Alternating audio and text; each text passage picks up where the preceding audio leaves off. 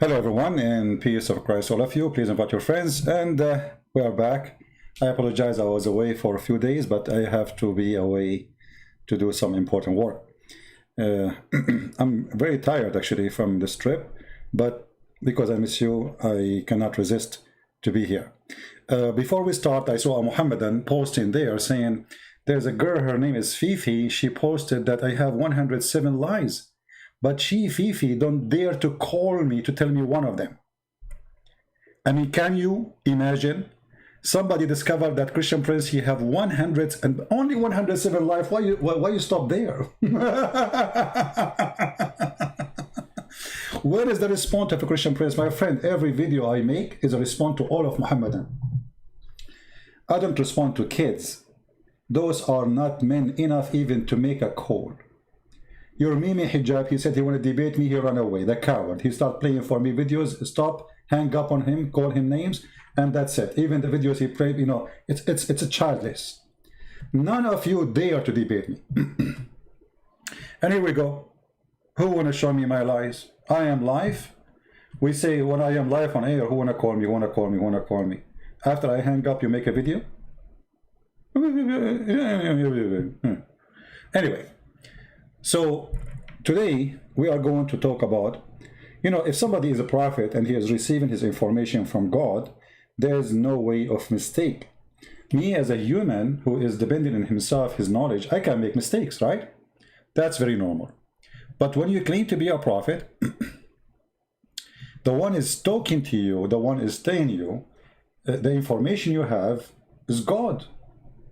I mean, I cannot go back on time, but God, he is beyond the time. I mean, time does not exist for him. So how Muhammad is a prophet of God, yet his God, he told him wrong information? If we ask a Muslim, can you name for me one historic information in the Quran coming to be true, or it is not wrong? Do we have a Muslim in the chat? Any Muslim?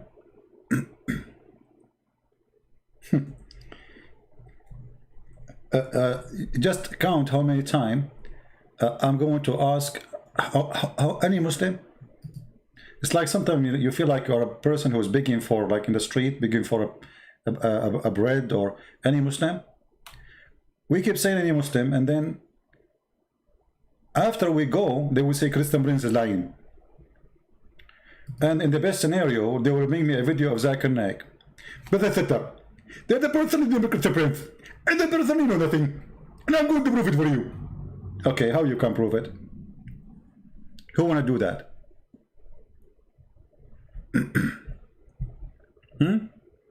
Not a single historic date in the Quran or mention or a story is coming accurately. The names are wrong. Yeshua became Isa. Who is Isa? We do not know. Isa, the one I know, is the son of Maryam, the sister of Aaron. So the foolish Muhammad, he thought that Isa, the son, or Isa, the son of Maryam, which is the nephew of Moses and Aaron, he is the same as Jesus. The father of Mary is who? Is Umran, which is the same name of the father of Moses, but he got it wrong too, because the father of Moses and Aaron is Umran, not Umran. So names are wrong, dates are wrong. As an example, the Quran speak about the Samaritan, but as this person who misled the people of Musa, he was exist in the time of Moses.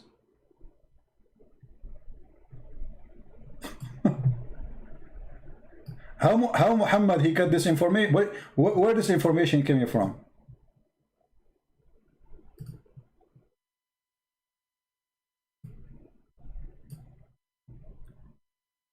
So when we say Muhammad is obviously a fraud, I mean, we have all the reason to believe it's a fraud. And those who we are saying we are lying, okay, how come I'm lying? The Samaritan was in the time of Moses, and Moses spoke to him?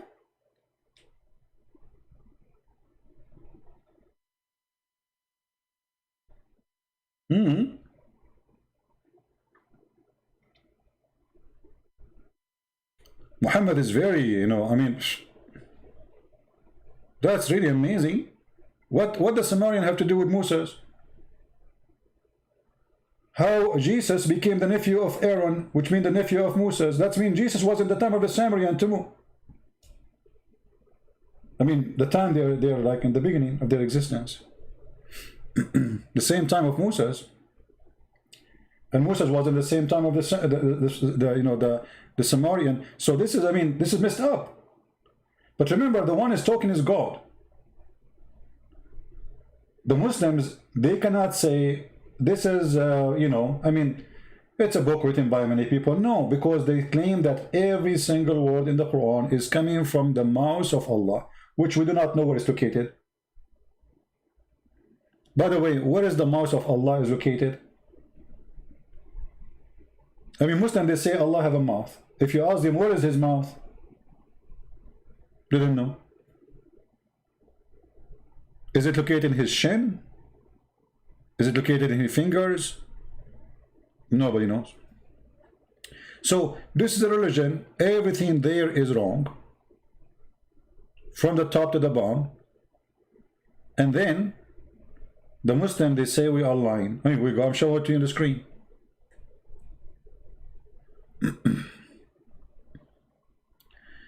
A church was hit by Azari with the ballistic rocket in Armenia. My friend, the Armenian people, they should learn. They should learn. You see, this is what happened when you depend on others people to protect you. They were waiting for Putin to protect them. Putin had business. Obviously, he's doing business. He did not. So don't blame what they do to you. Blame yourself. I mean, what do you expect from the Turkish to do to you? They will give you hugs? I mean, hello? Learn from Israel. The Israeli trust no one. They don't trust their friends. They trust themselves only. Build your own forces, your own army, and get ready. You have many enemies. This is how you can keep peace. Peace only for those who have armies. Armies bring peace, not war. When you have no army, when you don't have enough forces, everybody will eat you. Anyway, we don't want to change our topic for today. Do we have any Muslims?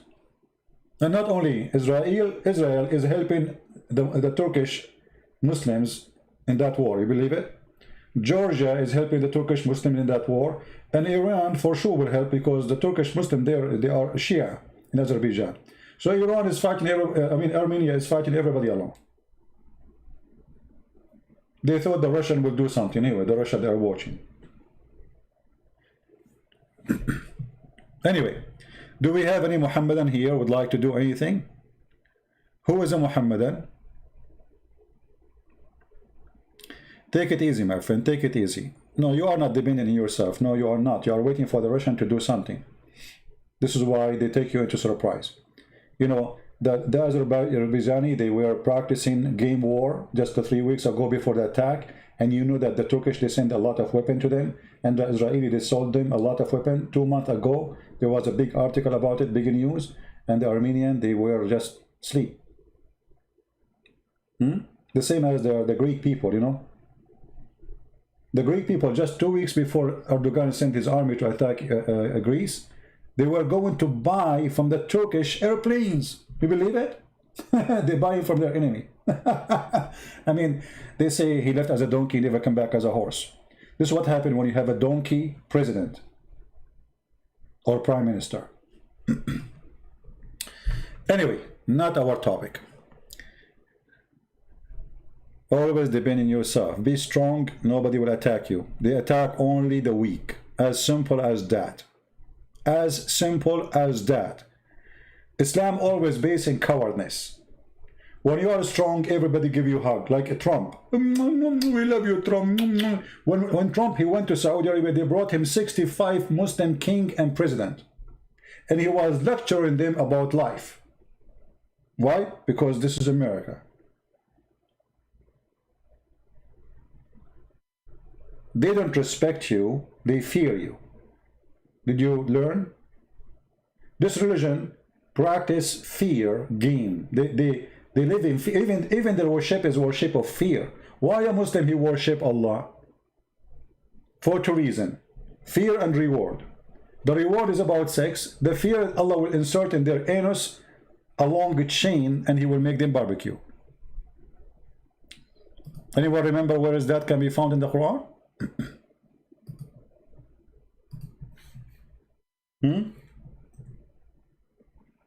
Where we can find that in the Quran? And imagine, it's a miracle, it's a scientific miracle. It's chapter 69. Here we go. Even the number is fishy. Chapter 69, verse number 32. Allah will insert in anyone He don't like, in his anus, a very huge chain. Every ring of it is in the size of all the iron in the universe.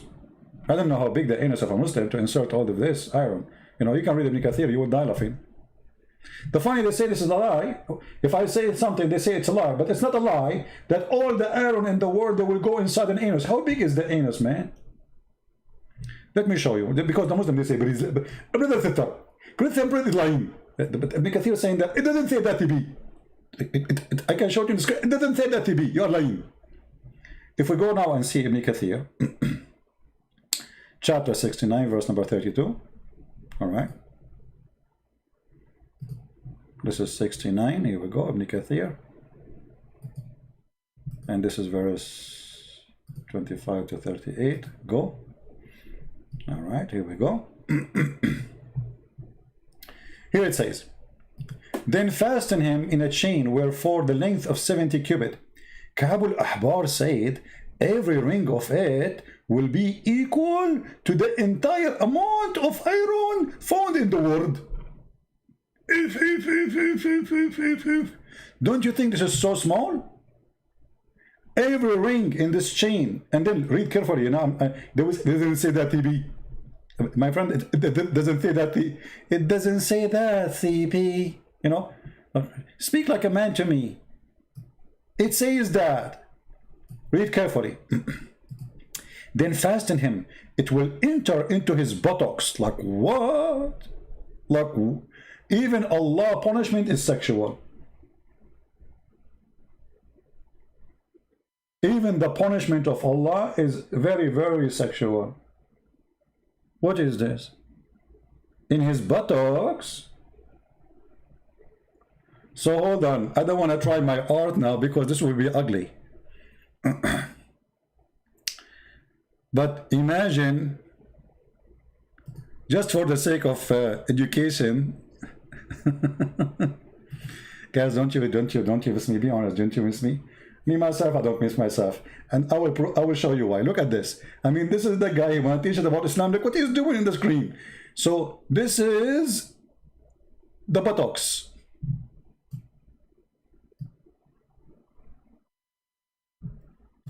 And Allah will insert a big chain, brother. Big chain, big, huge chain, brother. And the chain is very hot, made of fire and an iron fire chain, big chain, brother. But huge, like you can imagine the ring, how big the ring, like in the size of the earth. All of this will go in the buttocks.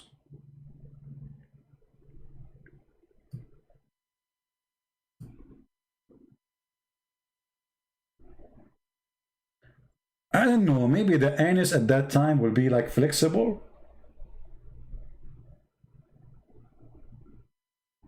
I think this is a miraculous thing.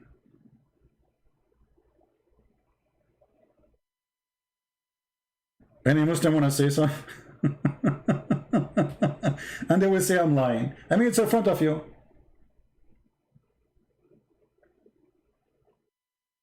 And then, brother, look, Islam is come with science and mathematics. Look, brother, at the information there.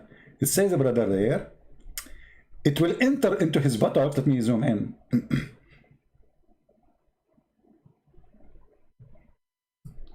I bet you many of you were asleep the second you heard the word buttocks, like, what the heck?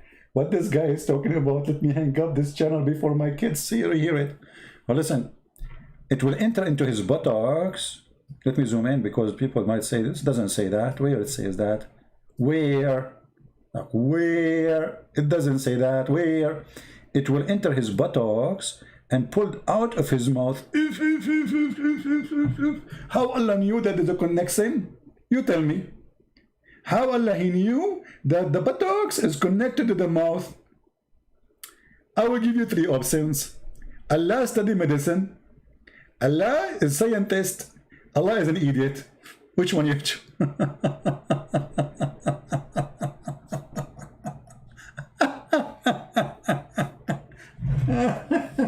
Unbelievable. Allah is the best and forget about the rest. Now, then they will arranged on a chain, just like locust,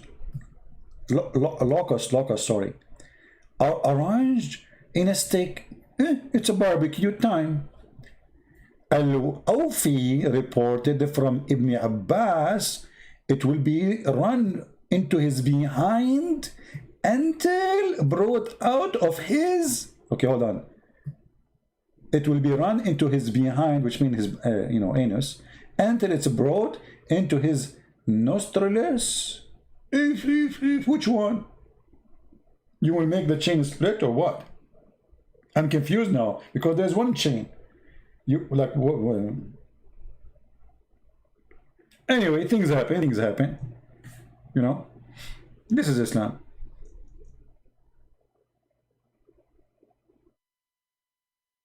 This is what Islam is about. And now they will make a video, they say Christian Prince is lying. It doesn't say that.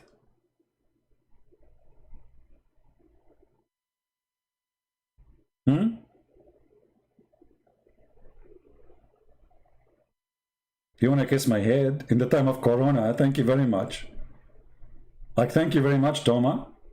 Toma is going to kiss my head in the time of Corona. Well, thank you very much. Hello. I appreciate that. Can you do it next century? Did you see the picture I posted in Patreon for when I was in the airplane? I mean, our science is a science of hypocrisy. They say you have to keep a distance, 6 foot, etc. The airplane, like every 2 seconds, keep the distance, please. Coronavirus 19, and then they put us in an airplane. It's full of people, and there's people like sardines on top of each other. I mean, keep a distance, keep a distance, keep a distance. You go inside the airplane, there's no space, and always, by the way, next seat next to me is empty. I don't know why, because I think because I'm an Arab. I love it, especially in the time of Corona. Anyway, we go back to our, what was our topic? I forgot. Since this chain, it's story, I forgot everything. What's my name? I mean, this is scary, man. Chain, anus. Why Allah forget the testicles? I mean, why he is focusing in the anus? Sound fishy. We have an Abdul in the chat, so what I will do with him, let him chat. He's an Abdul. Welcome, my friend Abdul. So we go back to our topic. Can we find one reference in the Quran is not false? Anything. I mean, we're talking about history. Actually, the Muslims, Islam is the most confused cult ever. You ask the Muslim, everyone give you different answers. As an example, if I ask this, the Muslims who are in the chat, Allah is coming from. Guys, listen to that answer. Any Muslim would like to tell us where is the name Allah coming from? If you search on the internet, you will find Muslim making articles. Everyone give you his own fantasy. Allah means the supreme name of God. I'm not asking you name. We knew it's his name, but where it's coming from? What it mean? What is the meaning of Allah? Any Muslim knows? Brother, we worship a God, his name Allah, but we do not know what the name means. Okay, forget about Allah. You see here it says the word Moses in front of me. Okay, what Moses mean?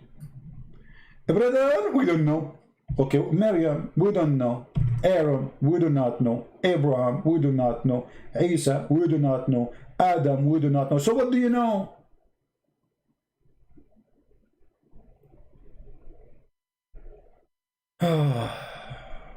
Oh boy. Why bring big or wild boar is not wise to win the war against them. I'm not sure what they mean. Speak English to me, please. Do we have any Muslim here?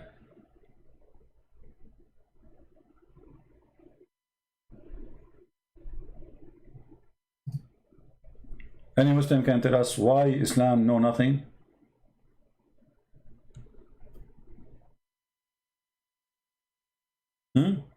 What is the name of the father of Abraham? In the Quran, his name is Azar. Are you Thur? Who is Azar? Who is this guy Azar? Unbelievable. And look what happened. Azar is coming from the ancient Aramaic, which means foolish. So the stupid Muhammad was copying it from an Aramaic book. If you remember, there's a person, his name is Waraq ibn Nawfal. And even in the hadith, it says that Waraq ibn Nawfal was translating the Quran. You remember the hadith? Sorry, the Injil, the Bible, the Gospel, and the Torah, supposedly. Look like it's a mix, or let us say a summary of both. If you go back to the hadith, and this is authentic, this is Sahih Bukhari, Muslim cannot deny it, you will see here in the hadith that Waraqa, he was translating the Bible. Let us see. Here we go. Waraq bin Nawfal bin Asad ibn Abdul Uzza ibn Qusay is from the same family, supposedly, of Muhammad, according to the hadith. Waraq was the son of paternal uncle of, i.e., her father brother, who during the pre-Islamic period become a Christian. The fact he is not a Christian, he is Nasara, he is a cult. And he used to write Arabic writing, and he used to write of the gospel in Arabic. That is the Quran. Do you see it? This is where Muhammad, he got his starting from. What is the Arabic Quran, Arabic Bible? Where we can find it, which is made by Waraqa. Waraqa, he made it for who? It disappeared? No, Muhammad, he took it. And Muhammad was so attached to Waraqa to the point, I believe, this is my own opinion, Waraqa is the real father of Muhammad. If you remember, if you have my book, The Deception of Allah, you will find that the sister of Waraqa, she offered the father of Muhammad, according to Muslims, not according to me. It doesn't say that, CP. She offered him 100 camel to sleep with her. I mean, don't you think this is, I mean, the Muslims, they exaggerate in their lies to the point you cannot believe it. She may be, she offered him maybe a tail of a camel, maybe 2 kilo meat of camel, but 100 camel to sleep with her. Why?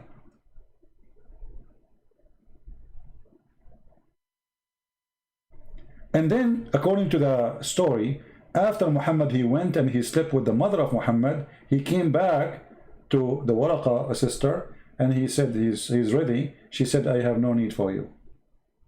She knew he slept with her, so she don't want him no more. So it looked like Waraqa, he sent his sister to this man because he had a relationship with her to stop him from going there, because he is already sleeping with the mother of Muhammad. And actually all the stories support that, because Muhammad was born 4 years after his father's death.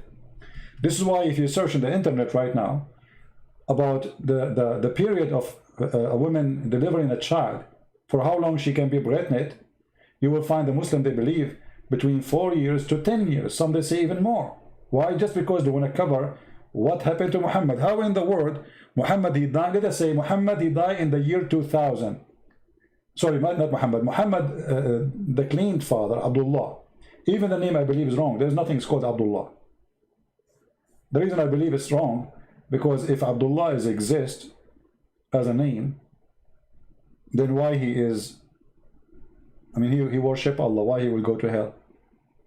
His name is a slave of Allah. He worship only one God, his name is Allah, why he will go to hell? So in the Middle East, when somebody he convert to a new religion, or let's say his father, a person, his father is, let us say you became a king, and your father have a bad name. So what do? You change the name, and you will see many Muslims in the time of Muhammad, they changed their names after they became Muslims. They changed their names after they became Muslims. Actually, even the caliphate, they had bad names, and they changed their names to fit with the new job. So Abdullah does not exist. We do not know the real name. Muhammad was born, according to Muslim books, 4 years after his father's death, which they claim that this is the real father. If I search right now, let me do this. Because, you know, the Muslim, they would say it doesn't say that, CP, you know. It doesn't say that. Let us see.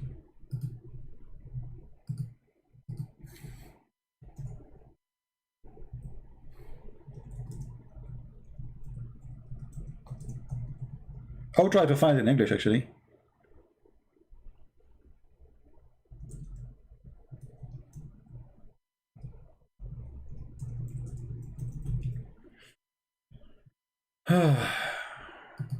Oh boy.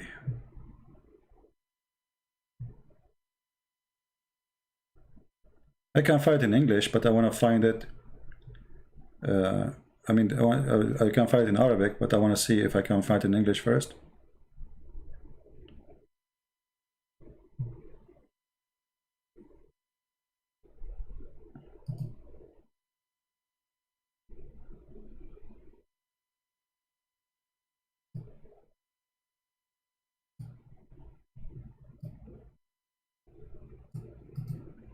Right, let's see.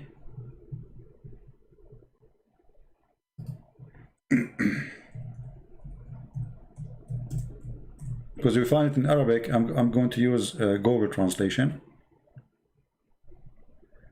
I prefer to find it in a good.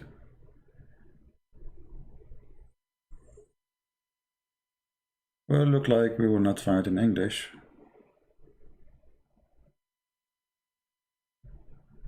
Let us see.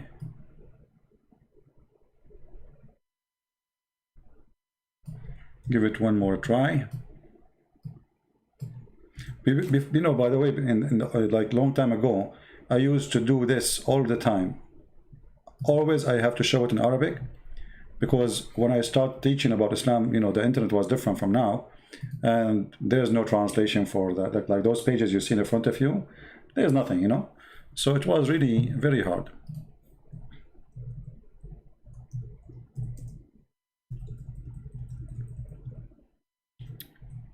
I hate it when my keyboard is switched to Arabic and I am typing thinking that I'm searching in English.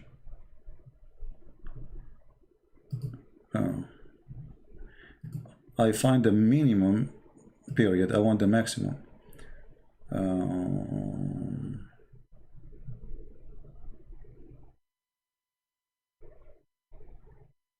Well, look like we will not find it, so let us find it in Arabic.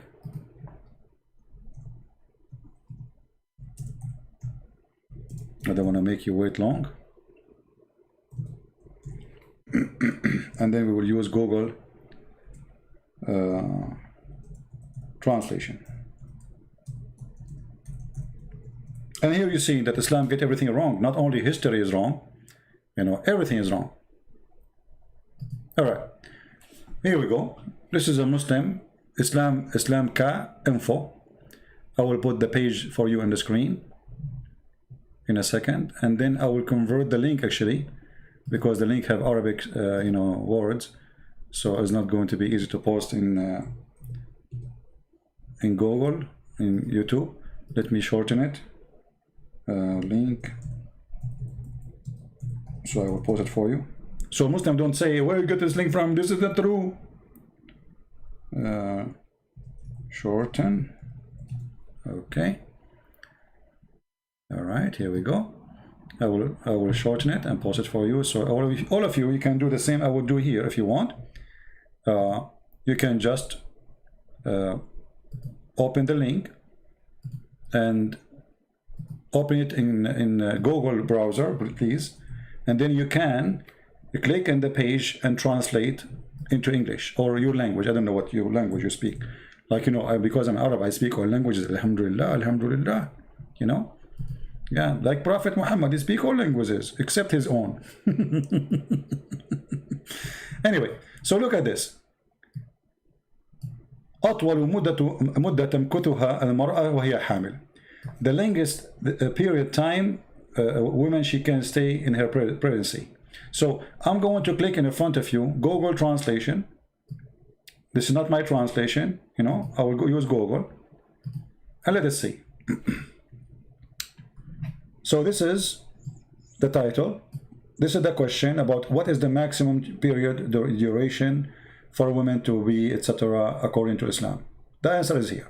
So here is the question of a normal Muslim. Here is the answer of they call them ulama, you know, the sheikhs, the big sheikhs, the big potatoes. Okay, now you will see here. Number one, the maximum according, now they will give you schools, starting from 9 months. All right? And here, number two, 1 year. And the one who said that in the view of Muhammad ibn Abdul Hakam, and etc. Then 2 years in a tab doctrine. Okay? So they are giving you the reference and giving you who is the one who is saying that according to Islam. This is not according to a person. This is according to their understanding of the Sharia. 3 years according to, this is number 4, according to Ash-Shafi'i. This is 3 years, or actually, according to Layth ibn Sa'd. 4 years in the doctrine of Shafi'i. Shafi'i is one of the Islamic Sunni sect. There's 4 of them. So Shafi'i and Hanbali, they believe that the women, you know, can be carrying a baby for 4 years. Actually, there's a hadith about it. There is a guy, he complained that his wife, she was, you know, she's not giving delivery for 4 years, and then his son, you know, he gave a son, and his son have long hair, maybe a long beard, I don't know. And then here it says 5 years, which is according to the authority of Imam Malik. You know, Maliki is, you know, the Islamic, those are the highest scholars of Islam. They are the one who establishes schools. Then 6 years according to Az-Zuhri and Malik. Then you see the number is increasing now. We started with 9 months, 1 year, 2 years, 3 years, 4 years, 5 years, 6 years, and here 7 years, you know, and then here 7 years according to this is number 7, Rabi'a al-Ra'i, and this is according to Az-Zuhri and Malik too. And then he says, and then number 8, there's no limit, brother. No limit. I love it, this one with no limit, you know, like, okay, imagine you were married one day and you divorce your wife, and then after 30 years she call you, she say, honey, come to the hospital and pay for the bill for the baby I just gave birth to him. You say, what baby? I divorced you 30 years ago and I did not touch you since then. She say, honey, don't you know according to Allah I can be carrying a child forever? And now the Muslim, they will say to me, it doesn't say that, CP.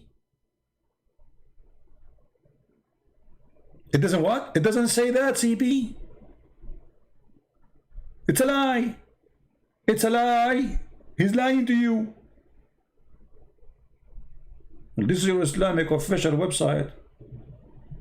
This is your scholars. Islamic questions and answers. Those are the scholars. What we will do now? This is not a guy in YouTube. Those are your best. Forget about the rest. Huh? Do we have any Muslim want to say anything? And you know, like, imagine, that's a good thing, by the way. I mean, your mother, she did not deliver you until you are 30 and you go out and you are ready to join the army. Unbelievable, free accommodation for 30 years, eating, drinking, sleeping, doing nothing. You know, just watching TV because, you know, he can see through your mother, you know, from the belly button.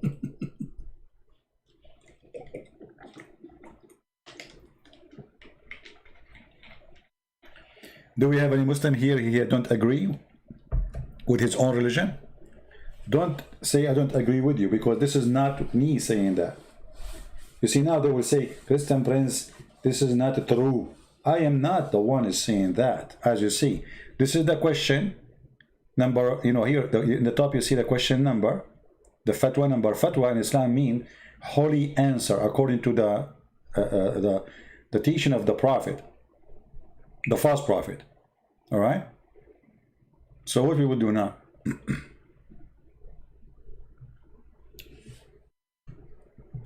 You are a question, you have a question. You are a Muslim, you have a question. Sorry, you are a question, you have a Muslim. Oh, okay. Kevin, you are a Muslim, you have a question. How come you are a Muslim and you call yourself Kevin?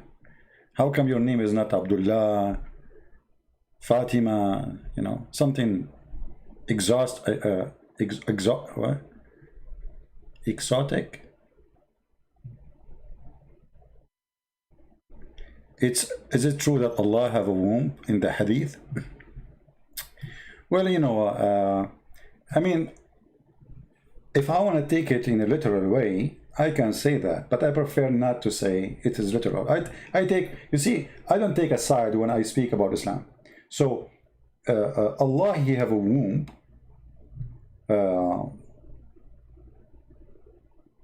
It's possible, but what we know for sure, confirmed, that Allah is empty from inside, so he cannot have a womb.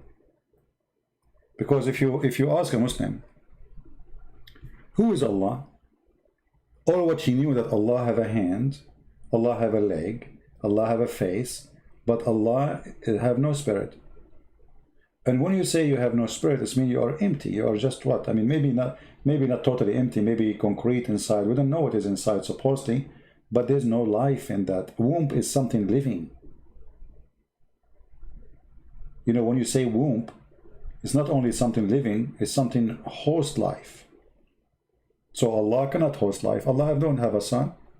You know, if you go in the Quran right now and you see the answer which Allah supposedly give why he don't have a son, you will find that those answers are the most silly answers. Even a human being who work, I mean, in the lowest job with no education, he never go to school, he will not give those answers.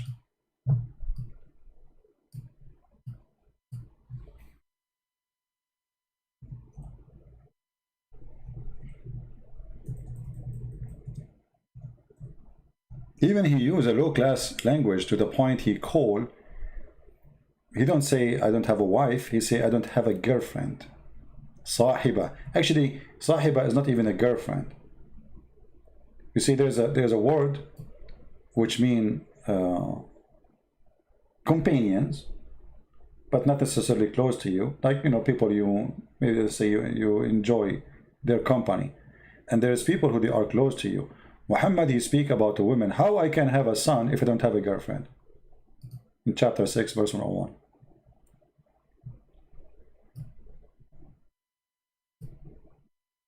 And here you notice that the answer is just so stupid, because how can I? Actually, he did not say how can I. He said how can he? And this is another stupid thing in the Quran. If the one is talking is Allah, how Allah he says how can he? Who is talking? You know what I mean? How Allah he say to Allah, how can he, if Allah is talking? Secondly, when he say how Allah can have a son if he never have a consort or companion, they hear the word companion. But look at this stupid answer. So how you convince your followers that Mary, she have a son, yet she never have a companion? Yet you cannot have a son unless you have a companion. Do you see how broken the logic is? This is a broken logic. You know, when we say God, right away, there's words will be attached to that word, like Almighty, correct? When we say God, right away we know that we are talking about the Almighty. What Almighty means? Somebody tell me. what the word Almighty mean.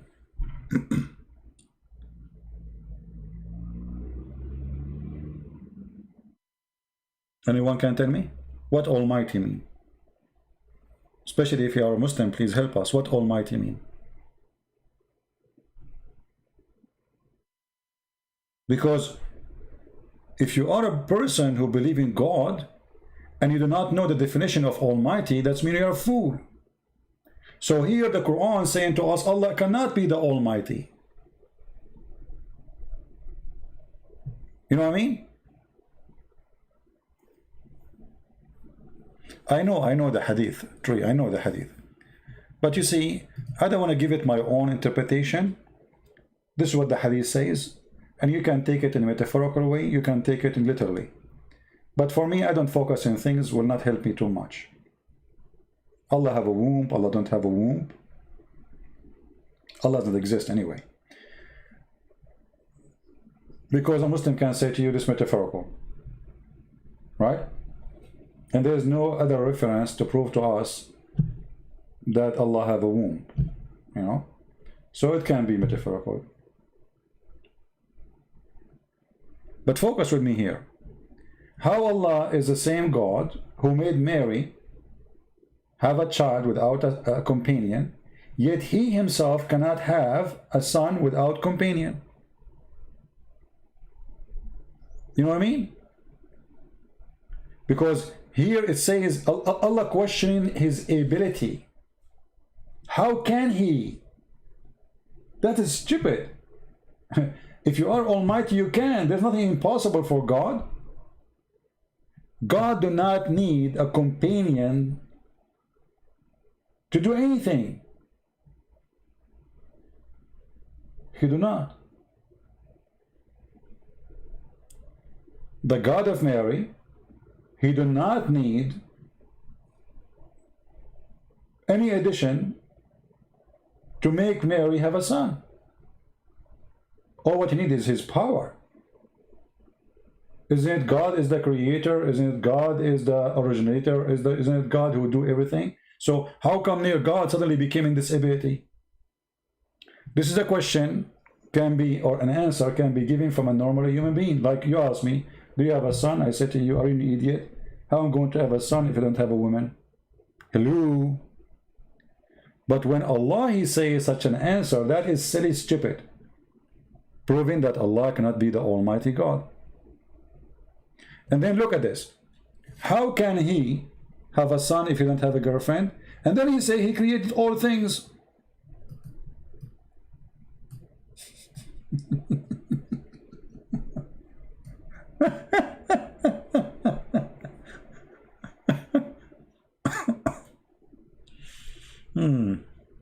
I mean, how, you just said you create everything. So why you cannot create a son? Say this is my son. You do not need a woman. Allah is the one who created everything. Okay, create somebody. Say this is my son. Let me introduce my son to you. Oh boy. Stupidity is amazing, no? Yeah. Somebody saying to me, CP is a, really is a goat? Why? Don't talk about the goat, my friend. Because the goat have a problem. I know a goat, since she ate the Quran 1400 years ago, she is suffering in her belly. Her stomach always she have there. Look at this.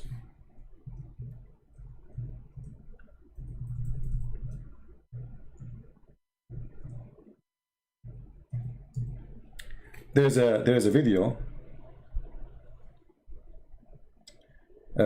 made by a girl, her name is Fifi, answering David Wood.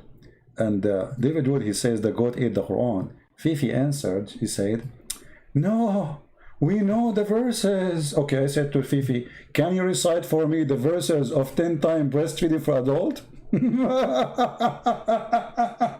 No, we know the verses. Where are they?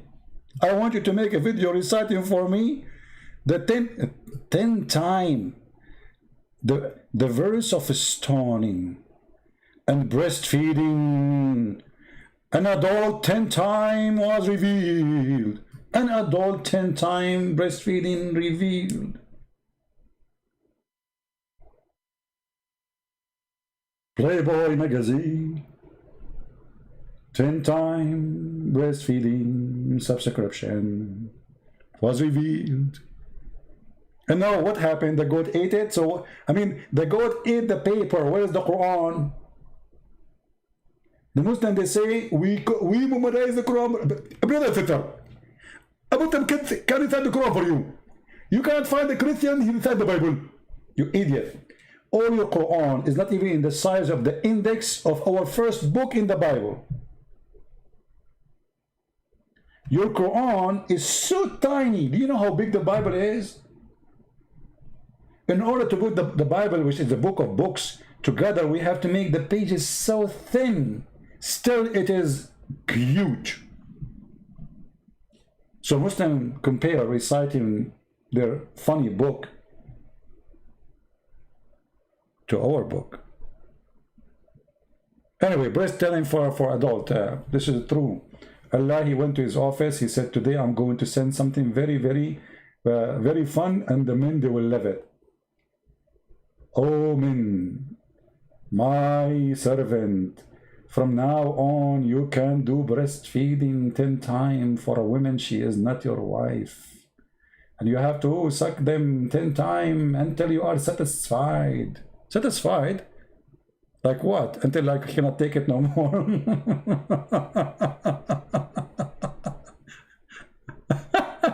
Unbelievable. You know, actually, I'm very upset that the stupid goat ate those verses. It's going to be so fun to have them in the Quran now. I mean, from all the Quran, she ate those. I believe that this story is kind of fishy. The one who ate those verses is the Muslims, not the goat. It was embarrassing, stupid, so they delete them. This is the truth. Because think about it, and look here, it says there, these verses were abrogated in recitation, but not in ruling. What? Where in the Quran it says we abrogate those verses? Where? And then he says, other hadith established the number of four stage. What four stage? We are talking about adult, you idiot. Oh boy.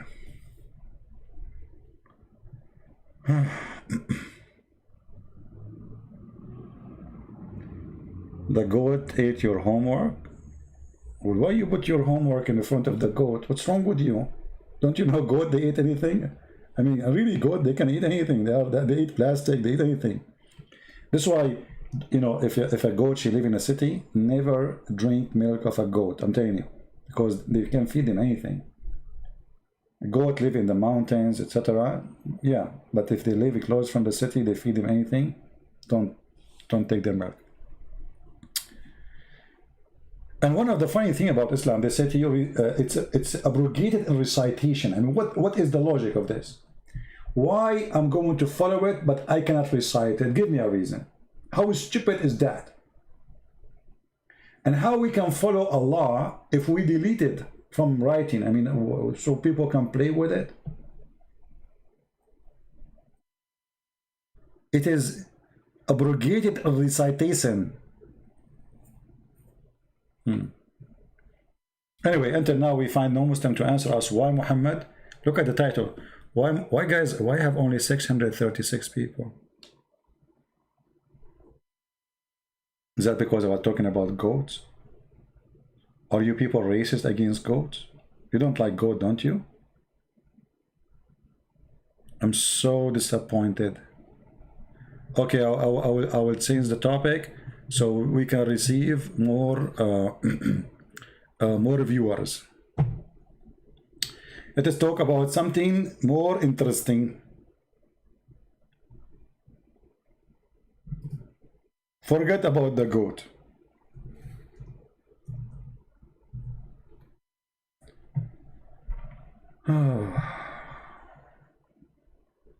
What I would do.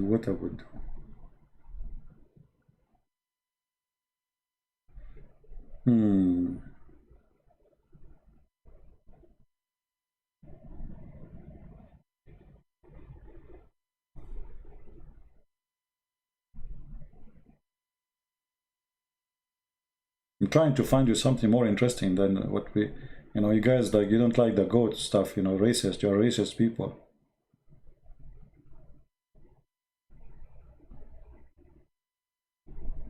Oh, I found a story about Ya'fur, the donkey of the prophet.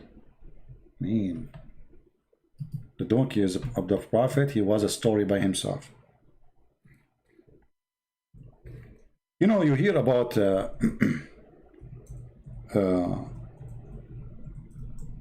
like certain companies, like Rolls-Royce as example, they have certain numbers, very small numbers of cars they made, right? And Muhammad, he come with a story which is very, I find it very, very interesting. And this is story, by the way, telling us a lot about the prophet. MashaAllah, the prophet is amazing. You see, one of the things about the prophet, brother, he cared for animals.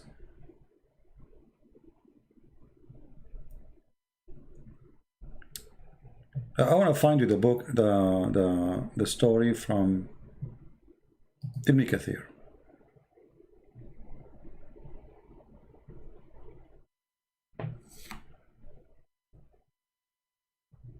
Where is the story? I found it in Google, but Google translate, Google page books we cannot translate.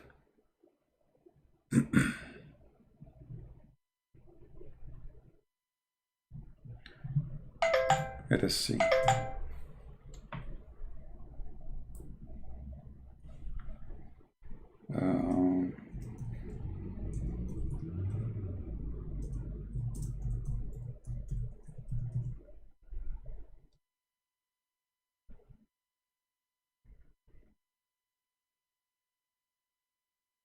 You see, I found the book actually, but anyway, let us put it as an image. I cannot find the. Let us do this.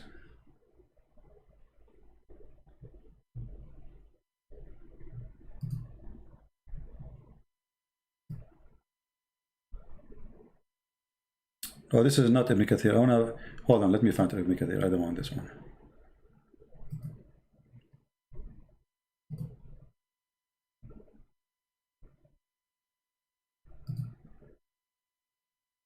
Okay, this is the book of Al-Bidayah and Al-Nihaya.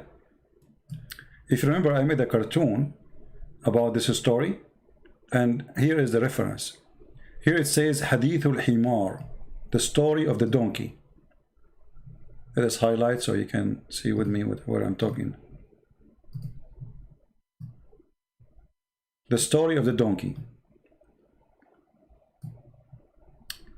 Here it says, we've been taught by etc., etc., etc., when Allah, he opened, which means he occupied land, you know, the thief Muhammad, at Khaybar. He attacked Khaybar. And he got his shares. And from his share, he got 4 a pair of mules and 4 pairs of sandals and 10, I don't know what the translation for the word in like ounce of gold and silver, and a donkey, a black donkey. Then he says the prophet, he spoke to the donkey. Oh, sorry, the prophet, he spoke to the donkey, and he said to him, what is your name? The donkey, he said, Yazid ibn Shihab. Allah, he made from my seed, from the seed of my grandfather, 60 donkey. All of them, no one ride them except the prophet, and no donkey left from my grandfather except me, and no one of the prophet except you, and I was waiting for you to ride me. And I was owned by a Jewish man, and I used to make him feel down in purpose, and he used to make me hungry, and he hit my back. And the Prophet said, I call you Yafur. Oh Yafur. The donkey said, I'm here, Prophet, for you. The Prophet said, Atashtahi al-inath? Do you like females? He said, no. The donkey said no. And then at the end of the story, it says when the Prophet, he passed away, the donkey, he committed suicide. And that will make him the first suicide. Oh, you know what? You guys, you don't have a screen. It's my fault. Man, I can't see. Sorry, guys. I was highlighting all this time and the screen is off. It's my fault. Okay, we have to do it again from the beginning.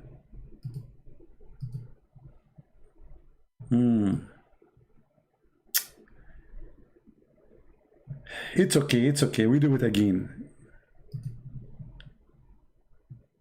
Always, all TV stations, they have a technical difficulty.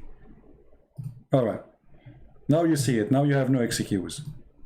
No screen, no screen. I get it. No screen, no screen. Okay, I wasn't looking. All right. So anyway, the story is here. The reference is here. This is Ibn Kathir. And the Muslim, they will say, you know, it says it's denied by many of the scholars, but, you know, it's in your books, you know.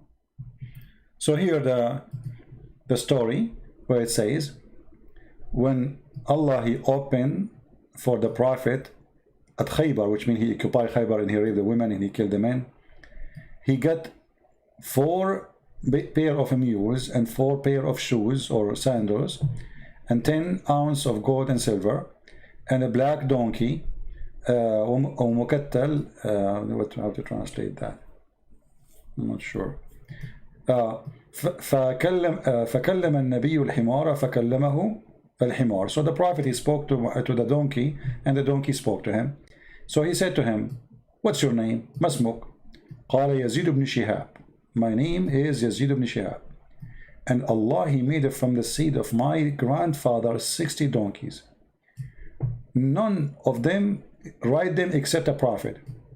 And no donkey left from the seed of my grandfather except me.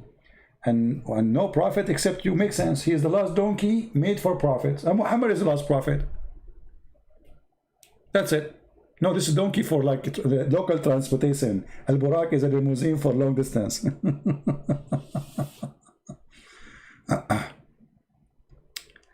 Slowly speak. I am from Pakistan. Okay, Paul. Sorry, my friend. I will try my best to speak slowly. Any Muslim have any comment? We go back to that title. Why Muhammad know nothing about Abraham? Okay, let us ask here a simple question. Any Muslim here can tell us something Muhammad, he said, it come to be right? Names are right? Do you remember the guy, his name is Adnan? Adnan, what's his name? Adnan, the speaker corner, the potato? He made a video which is very laughable. And I saw a video of Sam Shamoun and David Wood trying to refute him. But you see, most of the Christians, when they refute, they don't know really, I mean, they go around the issue because when you do not know Arabic, that will make it so difficult for you. If you go in the Quran, you will find he was speaking about how the Prophet, he discovered that in one time in the Quran, Allah, he says a king, and one time he said Pharaoh. Huh? How you knew that? History proving that at that time there was no Pharaoh. But the Quran says clearly and proving to us that Muhammad is a stupid person. According to Muhammad, Pharaoh is a name. How we prove it?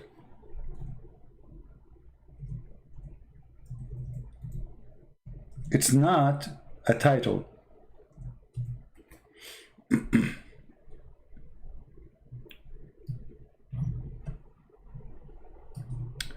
وإذ أنجيناكم من آل فرعون. آل فرعون, the word Al mean Like you say, in Arabic we say Al Saud. How many of you heard the word Al Saud? All Arab, they knew it, right? Al Saud. Al Saud is a supposedly royal family now in Saudi Arabia. So Al mean what? Mean family. So that name is Pharaoh. So the stupid Muhammad, he thought this is his name. And then you will see that this is to continue. Here he called Ali Pharaoh. Let us go to this verse first, chapter number 2, verse number 49.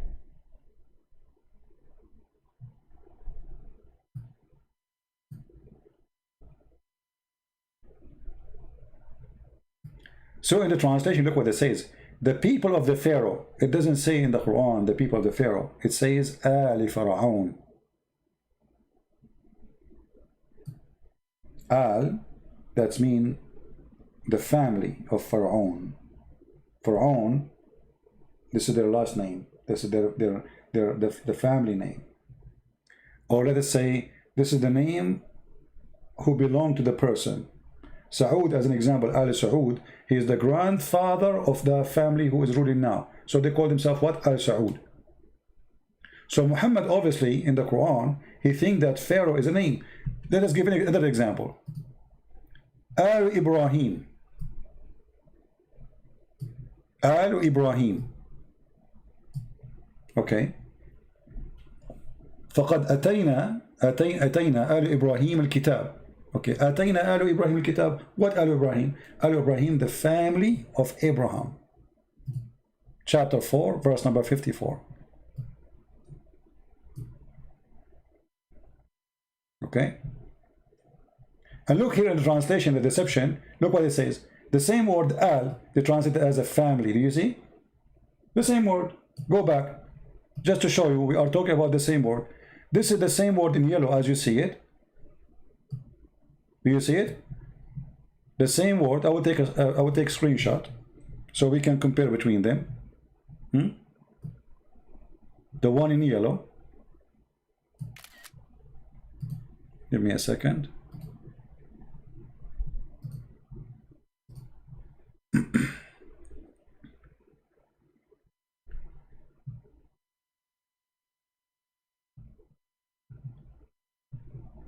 This is why always you cannot trust Islamic translation. Why the same word translated here as a family, and when before Pharaoh translated as people of Pharaoh? So let us do this. Let me put the screen back for you. I open the screenshot. Okay. So now here there's Al Ibrahim, and here there's Al Pharaoh. How we can do that? Let me zoom it out. Okay, that will make it work. So look with me. Isn't it the same exact word?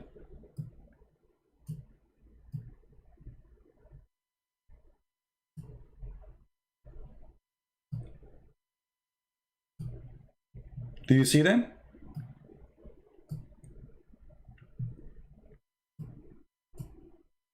I'm trying just to make it. All right. Two verses, and we can show you the rest of the verses, not only here, because the Quran is full of the word Al. Al Pharaoh, the Muslim translated the people of Pharaoh, but before Ibrahim, it says Al Ibrahim. Translation, the family of Ibrahim. The same exact word. So the stupid Muhammad, he thought that the word Al, sorry, the word Pharaoh is a name. So when a Muslim, he make a video, how prophet, he knew that his prophet is a stupid. He thinks Pharaoh is a name. The same as Abraham. You see, he put it before Pharaoh, the same as the word appeared before Ibrahim. Do you see it? Let us highlight. This is the word Al, which means family. And this is the word Al, which means family. Here, this is the word Pharaoh. And here, there's the word Ibrahim. Here, they translated about Ibrahim, family of Ibrahim. Here, they translate the word Al as people of Pharaoh. And not only that, we can go to other examples, you know, as an example here. Uh, what about Musa as an example? Hold on. Look at this. Here, chapter 2, verse number 248. Look how many times the word appear and translated as family. You see the word family? The family of Moses and the family of Aaron. But what is the word used? Al. You see it? Look. Al. Alu Musa. Alu for Alu Harun. Let's go back to the Arabic page so we can see it in yellow. You see? Alu Musa wa Alu Harun. The same exact word. Translation is the family of Aaron and the family of Moses.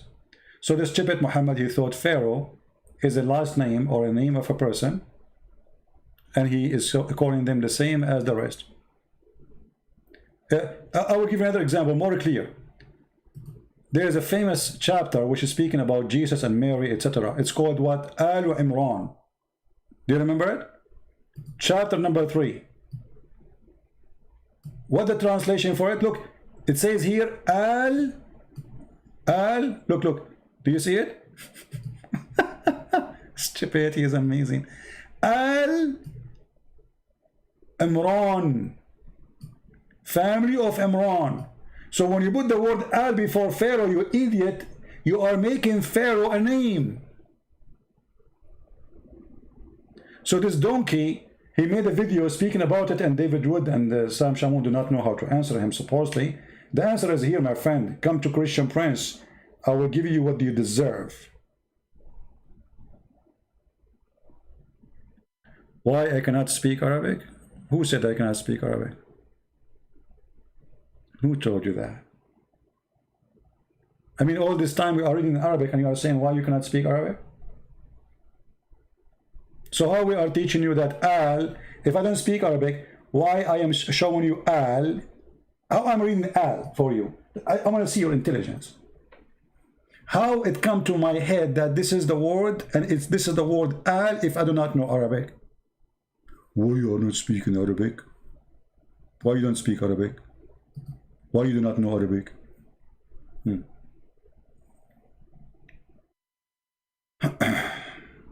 Any Muhammadan, you want to say anything? So Muhammad, he have Pharaoh wrong. He think he's the name. He do not know who is Isaac. Okay, if we ask the Muslim now, you cannot even count properly in English. No, I cannot. Do your prophet know? I mean, just to show you how Muslims, they say statement which is embarrassing for their prophet.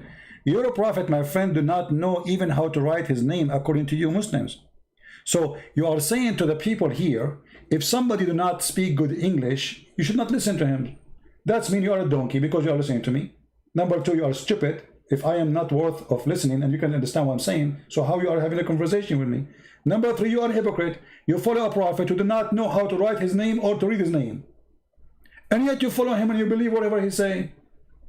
As we say, he left as a donkey, never came back as a horse. And for sure the Chinese was not talking about you, was talking about your prophet.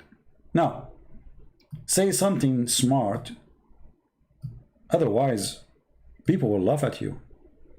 So from everything I showed you, this is the answer. I do not know how to speak Arabic, I don't know how to speak English. Refute me, get me busted. Do you want me to open Skype for you so you can call me? Abdul. What was his name? Huh? Do you like me to open Skype just for you? Limited edition, Mahmoud Bass. Limited edition, Skype for you, just for you, brother. Do you dare to call me? How illiterate man can make a miracle book? You idiot. A second ago you called me illiterate, and now you are saying okay, okay, hold on. How this book is a miracle? I just showed you that Muhammad, he think that Pharaoh is a name. This is miracle of stupidity. Mahmoud, I am willing to take a call just from you in Skype. What do you think? And I challenge you to show me one miracle in the Quran, because you are saying this is a miraculous book.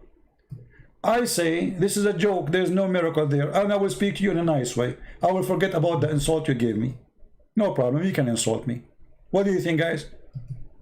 Do you think Mahmoud is willing to call me?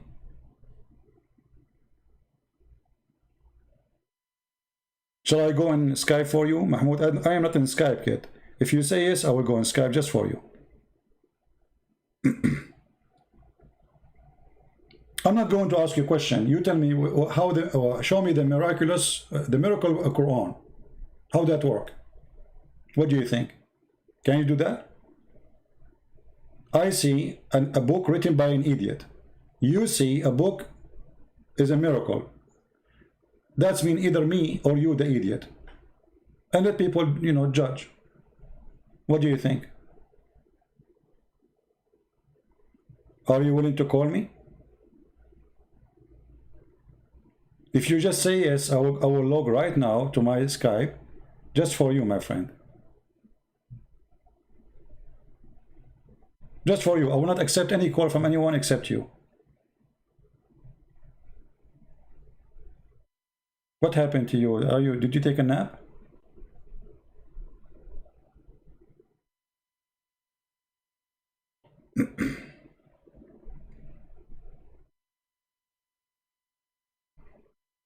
So what if the Bible speaks about Pharaoh, but doesn't say that Pharaoh is the name of a person? Pharaoh is a title. So what? Here, Pharaoh became a family name. That is stupid.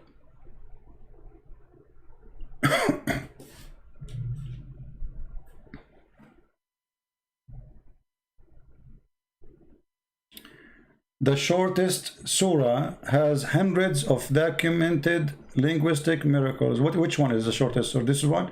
Actually, just to show you how stupid the Quran. How this can be from God. The shortest surah, right? Which one? I mean, this is a surah. This is a surah. This is stupid. A God who believes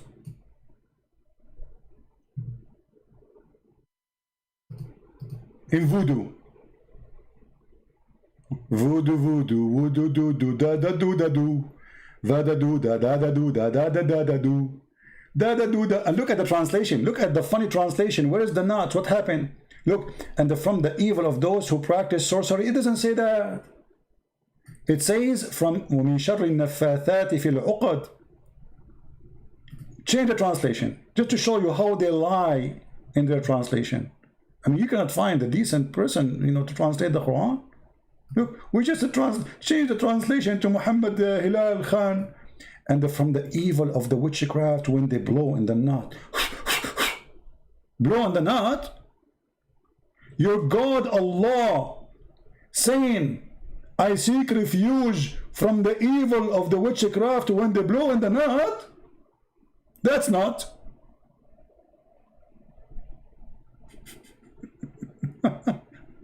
This is a miracle, brother. It's a miracle. And by the way, this verse here says, and look at the translation, and from the evil of the darkened night as it's come, its darkness, between two brackets, or the moon as set or goes away. What a stupid translation. وَمِن شَرِّ غَاسِقٍ إِذَا وَقَبْ. This is about the penis. Excuse my language. From the evil of the penis when it stand up. Do you want me to show you that this is the truth? Hold on. Give me a second. Give me a second. Search and Google. Search and Google. Tangambara. Rura rura. Let me add in the search 2 words. Hold on. Give me a second.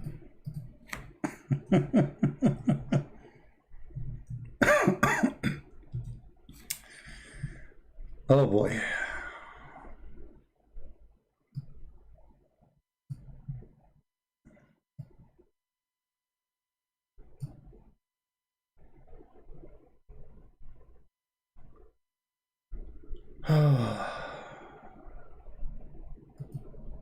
What we will do now, what we will do. Amazing miracle in the Quran.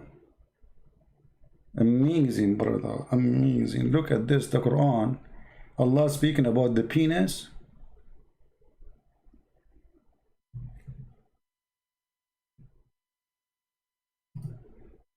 Hold on, give me a second. Let me find the reference.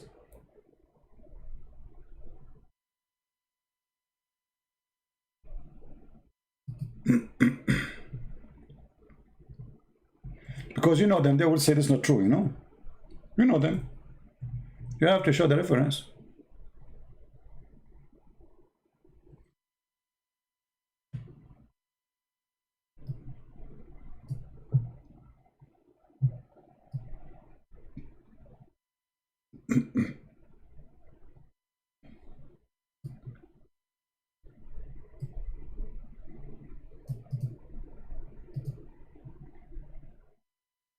All right.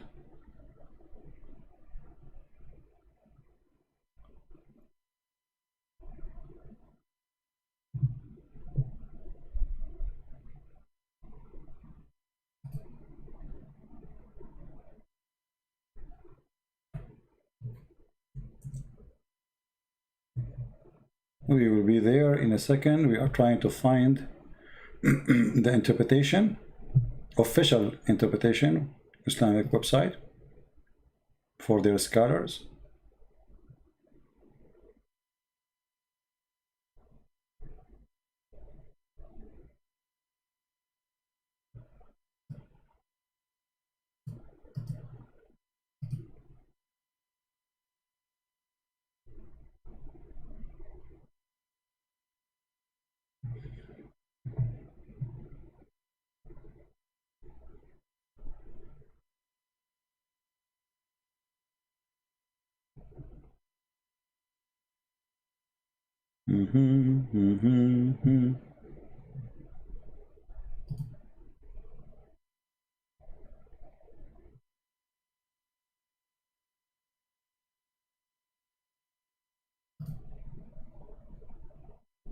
All right, let's see here.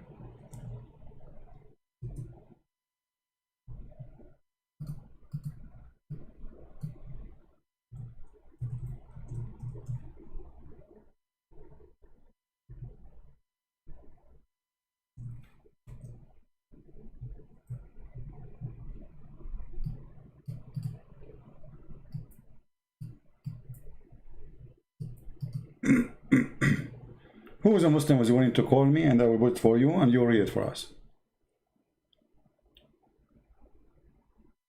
Anyone?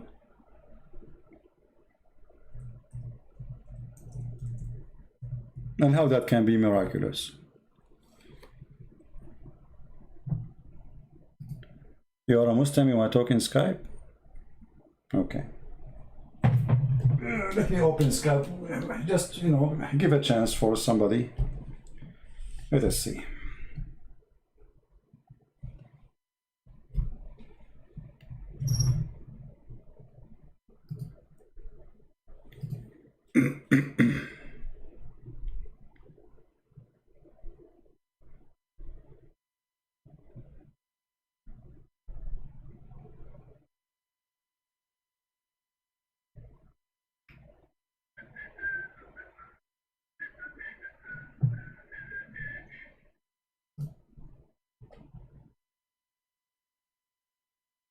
Open challenge to a Christian from the Message Foundation.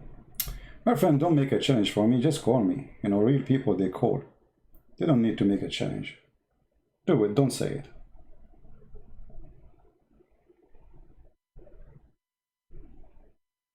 This is potato talk. You know potato talk? If somebody wanna debate somebody, he called. Hey, challenge, challenge. Here we go. Here we go, we'll open Skype.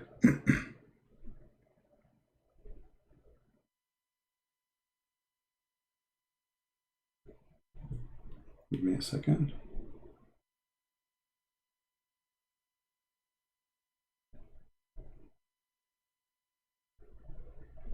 And what is that Mrs. Fandosin? That's not a person? Foundation?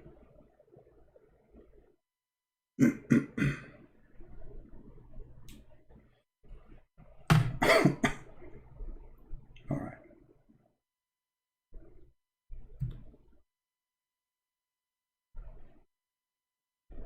Okay, we are logging in Skype right now. Give me a second.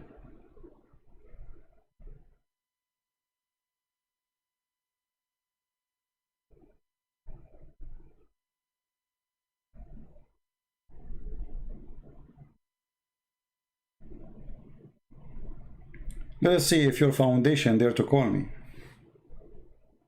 Foundation. You Muslims have no foundation. Even the Kaaba you are talking about is built in the wrong foundation. And you Muslims agree on that.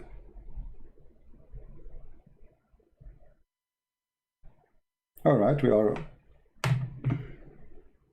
in Skype.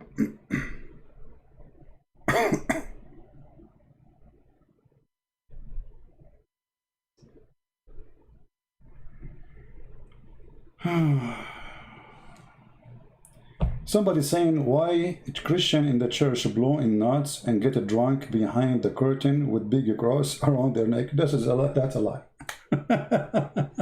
If somebody do such a thing, he's like your prophet. I can show you from the Quran that the Quran is saying the Muslims, they drink and they pray. It's in your Quran. Here we go for the one who said that. A Muslim sending me a message in Skype saying, where is the Muslim want to call me? Call me. This is documented in the Quran that you Muslims, you go to the mosque praying and you are drunk. And when the people, they start making fun of Muhammad and his religion and his followers, so Muhammad, he made a verse saying, oh please Muhammadan, don't approach the prayer, salat, when you are drunken. Do you see it? It is you Muslims who used to pray behind the Prophet, and this Prophet is a drunk and his followers are drunk.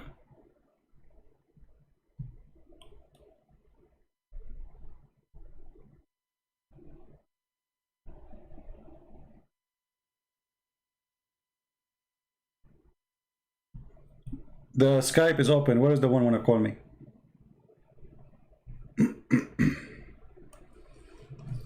Where is the one he said he want to call? The settings. Where is the settings are? No screen? No problem. Here we go. Do you see it? This is it, chapter 4, verse number 43. You Muslims go to the mosque of Allah, the house of Allah, the house of Abraham according to Islam, and yet you are drunken. Now where is the Muslim want to call me? My Skype is on. Where is the guy who said I have it settings for me? Guy, the screen is on. That's it. Take your time. It's okay. It's okay. I will make a song. It's called No Screen. Where is the one want to call me? Skype is open. Are you willing to debate someone in Arabic? Sure, I can debate in Arabic, no problem, but we have to translate. Because as you see, the audience are people who don't speak Arabic. Maybe few like speak Arabic. But I have no problem. If you have a big shaky, you know, I would love to. Well, we will debate in Arabic, who cares?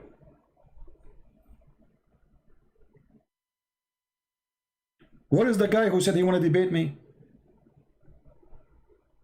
What? So you made me go on Skype, spending gas, you know, like an energy, and now you don't want to call me?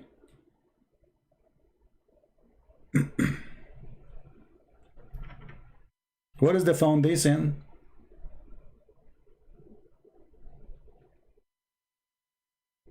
Ah, okay. Don't my friend, don't post names in the chat. All of them, they are potatoes. If they want to debate me, how come you know how to find me? They don't know how to find me.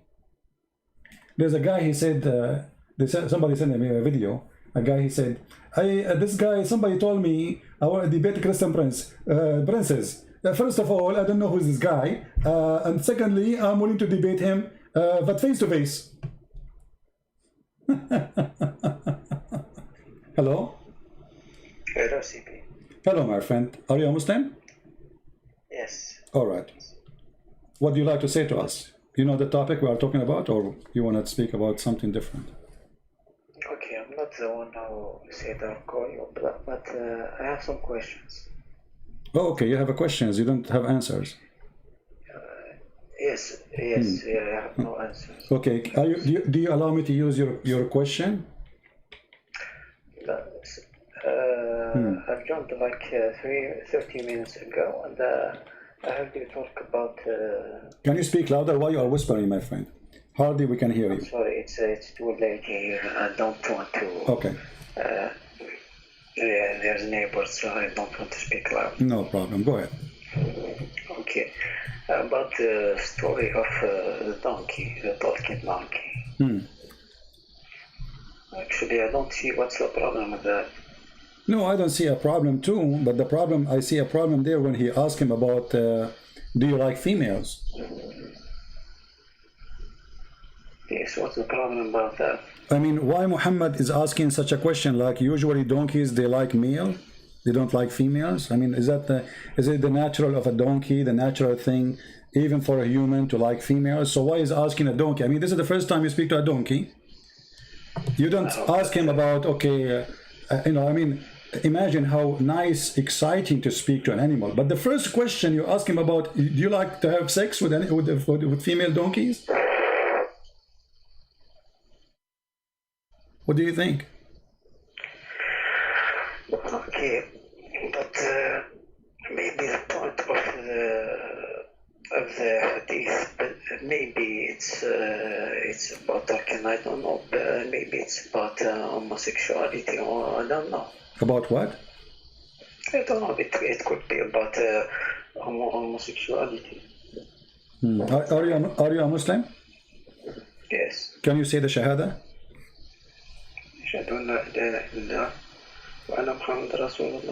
Okay, so you speak Arabic, right?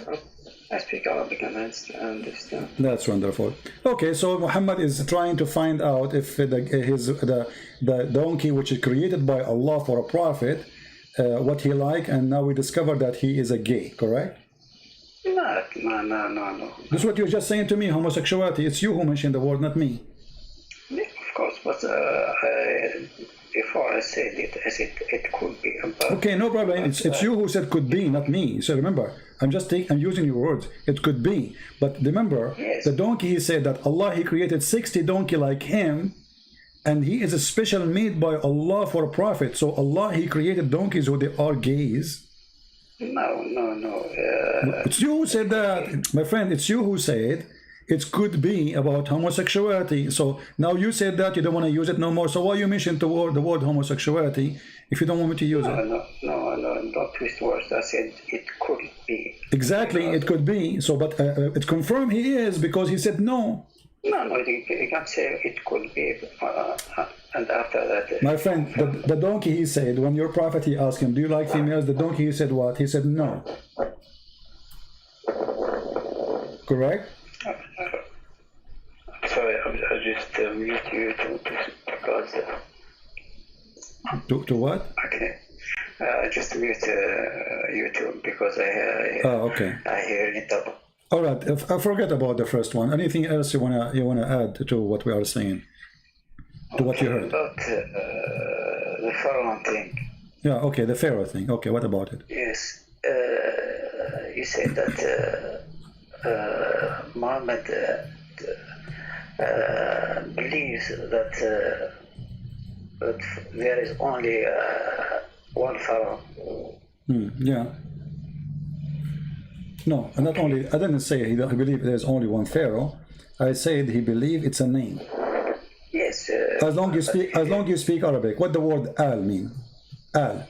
When I say Alu Saud, what does that mean? It could be. It depends on the context. Okay. If we add the word al before a name, what that will make it? Contact. Give me an example where the al appear before anything except a name. Can you give me an example? No, you cannot. So al always appear before a name, singular name of a person. Alu Ibrahim, Alu Musa, Alu Harun. Read for me chapter 2, verse number 248. As long as you speak Arabic, I want to take advantage of your Arabic reading. Here we go. وَقَالَ لَهُمْ نَبِيُّهُمْ, etc. And here it says, آل موسى وآل هارون right? I don't see it. I don't Okay, see you it. can open your Quran in your hand, you know, I mean, chapter 2, verse number 248. You can open it your phone, I don't know what you're using. So, Alu Musa's wa Alu Harun. Okay. Okay, so what Alu Musa's mean? Family of Musa's, correct? Musa's is a name. The word Al, so we use the word Al before a singular name. Musa's is a person, his name is Moshe. Aaron is his brother. Alu Musa's wa Alu Harun. Same for Ibrahim. Wa Alu Ibrahim. So you will find all the Quran saying the same. Alu Ibrahim, Alu Musa, Alu etc. Alu Yaqub. Here we go. Ali Yaqub. Do you see Ali Yaqub in chapter 12, verse number 6? The family of Jacob. So Jacob is, so what we learn that the word Al is mentioned before a singular name. Jacob is a person, the word Al before it, speaking about the family of Jacob. So when you see, here we go on the same page, we have Al Yaqub, Al Fir'aun. What about Al Lut? Al Lut. Lut is a person, right? This is his name. Chapter 15, verse number 59. Okay, I'll ask you a question. You ask me a question. Okay, when it talks about the Pharaoh, about which Pharaoh it talks? Well, obviously, Muhammad, he knew only one Pharaoh in the time of Moses. Okay, I'll ask you the same question for the Bible. In the Bible, when it talks about the Pharaoh, Speak to, you know, the Pharaoh is a person who lives in a house. This house belongs to the king. Let us say it's a title, it's like a job, it's not a person. Yes. Whoever lived there, whoever lived. Okay, so the Bible never said that this is the family of etc. This is the name of a person. Pharaoh is a name used, or let us say a title, like let's say president. So what your prophet he did, let us say President Trump. So what your prophet he thought the word president is the name. No, but when you talk about a certain period. Exactly. So here you see, my friend. Okay, hold on. Hold on. As long as you are talking about period, all right? Yes. Let me ask you. In the Quran, it says that the Samiri, he was exist in the time of Moses, and Moses exist in the time of Pharaoh. But what year was the Pharaoh, and what year was the Samiri? Listen, my friend. When even if No, don't change topic. Listen, we're going to focus on this. I don't want to change Okay. Okay. No, I'm not. Here we go. In chapter 20, verse number 85, chapter 20, verse number 87, chapter 20, verse number 95. All of them, they speak about the Samaritan. Okay. The Samaritan, he was exist in the time of who? In the time of Moses, according to the Quran. Is that accurate? And that make him exist in the time of the Pharaoh. What translation you like to put for you, I would put for you. You speak Arabic anyway. So how in the world the Samiri and the Pharaoh and Moses all exist in one time? Do you know?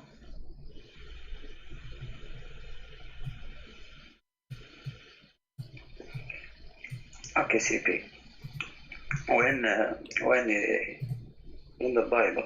No, don't jump to the Bible. You are trying to save. You are trying to save yourself. I ask you a question. I ask you a question. So now you want to squeeze your head. You want to get out of the topic. I'm asking you. How in the world the Pharaoh?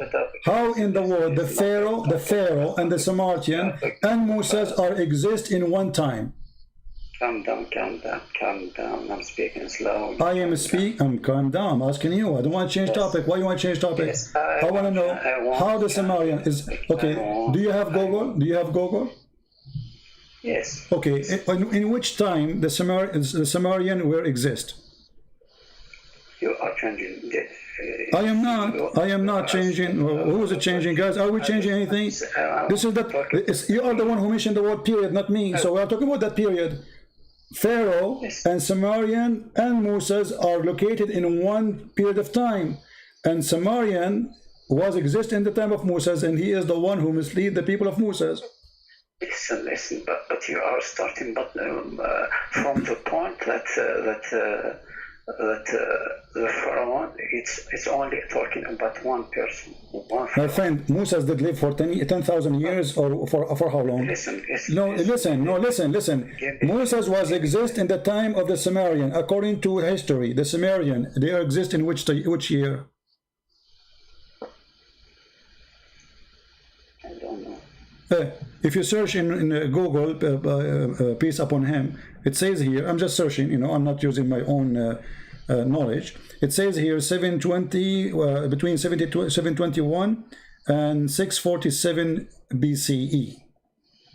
How that is exist? How the Quran put such an information here? So your God Allah not only messed up about Pharaoh, he thinks the Sumerian exists in the time of Moses. Moses, he went to a grocery store, he come back, he found the Sumerian misleading them.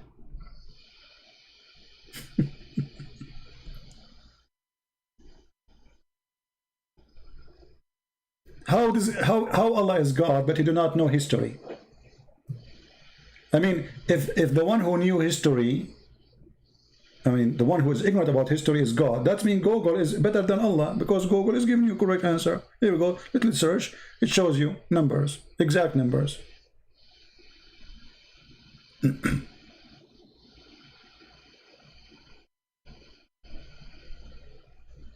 What do you think, my friend?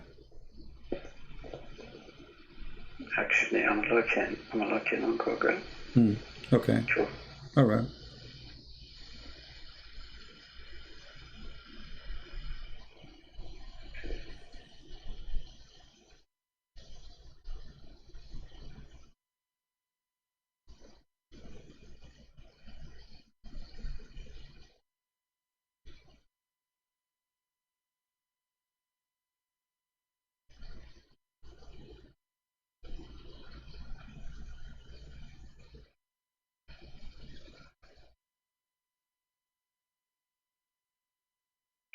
I'm not a historian. I'm not like a person who claims to have knowledge. I just search in Google. It says this is, you know, this is cannot be true.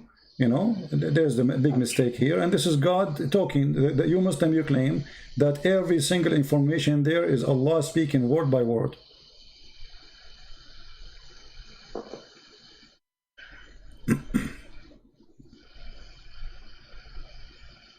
Actually, me too. I don't have a lot of knowledge in history, so I'm looking at the same time. I'm not hearing you clear. You are like, you know, we can, if you speak a little bit more clear. Don't make it louder. We hear you, but it's not like, you know, make the word clear, please. So what you are saying? Okay.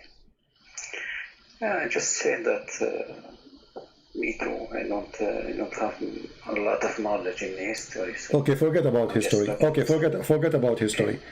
There is a person in the chat. He said Quran, not a prophet, yet he is illiterate. He brought a miraculous book full of miracles. Is that true that the Quran is full of miracles? Miracles.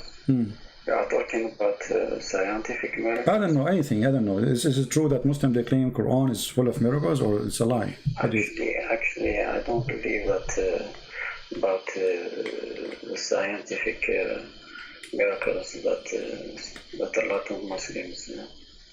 So you believe they are lying when they fabricate those things? Okay, let me ask you. Of course. Okay, do Allah knew how the baby is made? Of course, he made it. Okay, so how you explain to me the Quran saying that the baby is coming from the backbone of the man, the sperm is coming from the backbone of the man? Is that true? How it is said in Arabic? Huh? How's what? How it is said in Arabic? In Arabic, as an example, chapter 4, verse 23, it says, أبناءكم الذين من أصلابكم. أصلابكم is the backbone. Chapter 86, verse number 7, it says, يخرج من بين الصلب والترائب. الترائب is the bones, the chest bones of the women. The sulb is the backbone of the man. So how does God, he think, that there's a sperm coming from the man, coming from the backbone, and the woman, she have a sperm coming from the breastbones?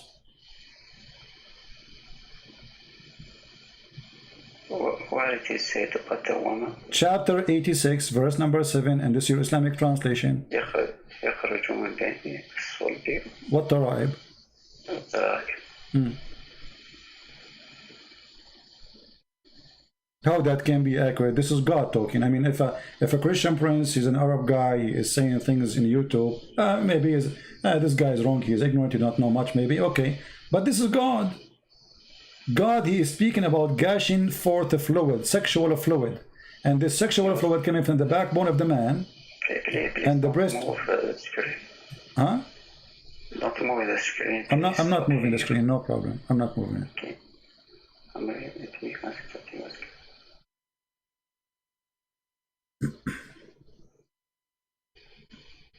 It was created above from gushing liquid.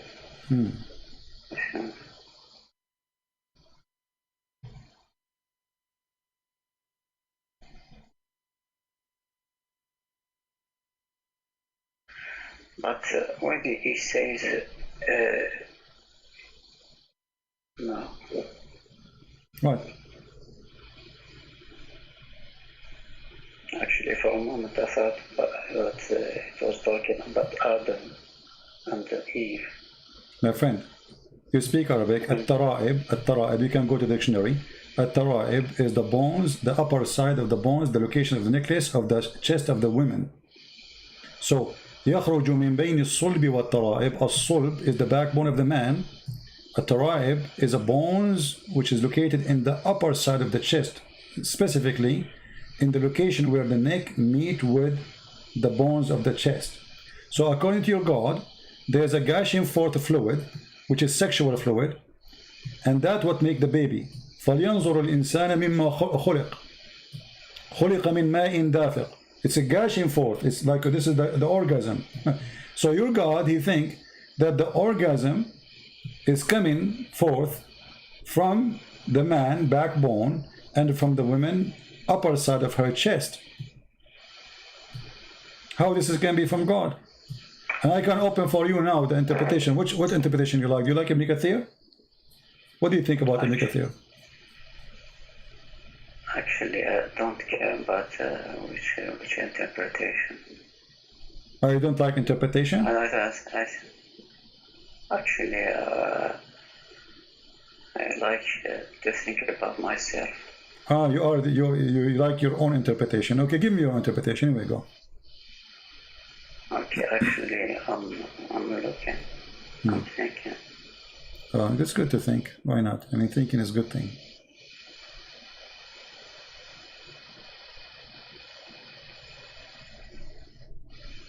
You know, and the other day I fell down in my backbone. Since then, I don't have gushing fluid no more.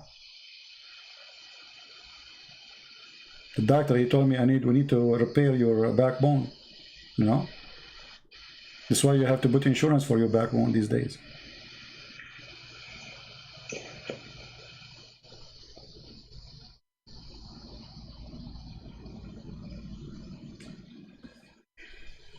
My grandfather, he hurt his backbone. You know, that's why he could not have kids. Only 96. But I mean, backbone is very important. This is where babies are made. You know, it's science. No, of course not. What is it not? This is Quran. We have to show respect, my friend. This is true. We cannot deny this. Okay. Allah is talking, my friend. This is, you know, you cannot say that. That's not true. This is science. That's amazing. The doctors didn't agree, absolutely, but because they're stupid. This is the truth here. Yes, but it has to accord with the reality. What do you think about the women? She have a sperm coming from her chest, man. Women are scary, aren't they?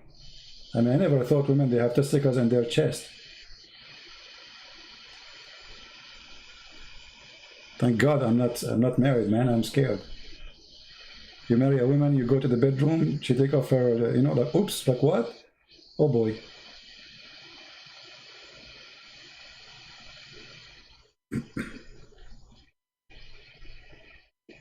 I hope you are single like me, you know, but don't do that because, you know, it's dangerous, as you see. Oh yeah? Okay, you are. Okay, that's good for you. Don't do it. As you see, you see the women, they have like, you know, they look something in the chest. This is not their breast. This is testicles, as you see. The Quran says women, they have a breast testicles. True story.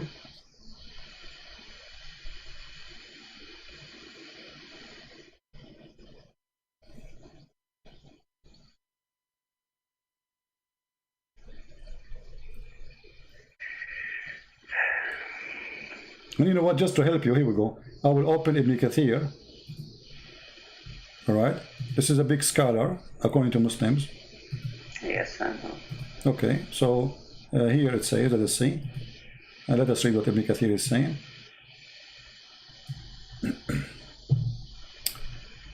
All right, here it says, he created them from water gushing forth, meaning a sexual fluid that comes bursting forth from the man and the women. The baby is coming from water bursting forth from the man and the woman. This is what the Quran is saying. Thus the child produced from both of them by the permission of Allah. And then he says, proceeding from between the backbone and the ribs, meaning the backbone of the man and the ribs of the woman, which is referring to her chest. That is science. That's too good to be true. That comes from the man. Yeah, and then he says here, proceeding from between the backbone and the ribs, the backbone of the man and the ribs of the woman, it is the fluid, yellow and fine in texture, is about the woman, and the child will not born except from both of them, i.e. the sexual fluid. That is science. If both of them, I did not hear it. Yeah. And by the way, here this is a statement. Ibn Kathir is copying your prophet. It's your prophet, he says about this, that the fluid of the women is yellow and thin in texture, and the baby will not be born without it, and without the sperm of the man, or the gushing forth sexual fluid of the man. So what do you think, my friend? If this is God, I mean, what kind of God do you say such a thing?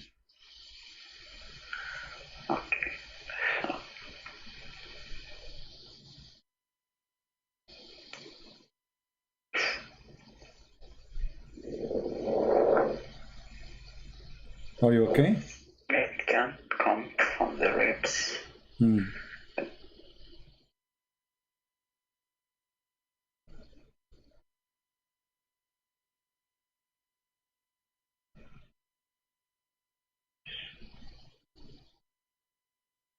Look, before just to tell you, because we showed this information in the screen, a lot of people converted to Islam right now as we speak. I mean, by hundreds. Unbelievable. This is amazing. We just discovered that women have a sperm coming from their ribs and men have a sperm coming from the backbone.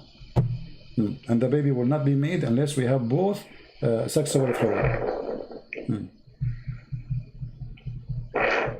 That must be God.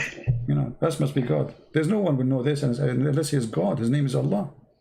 Other gods don't know that. You know, this is Allah only knows this.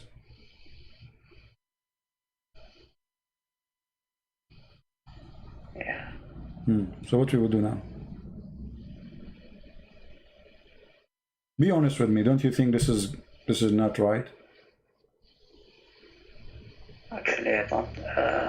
If I found that in a hadith, or I don't know, I could have easily rejected it.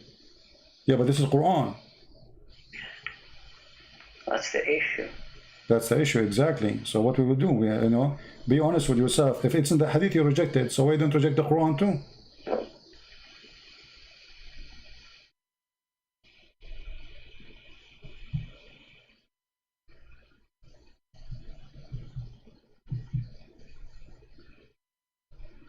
If I am you, as long as I have a basic decision, if the hadith says such a thing, I will reject it.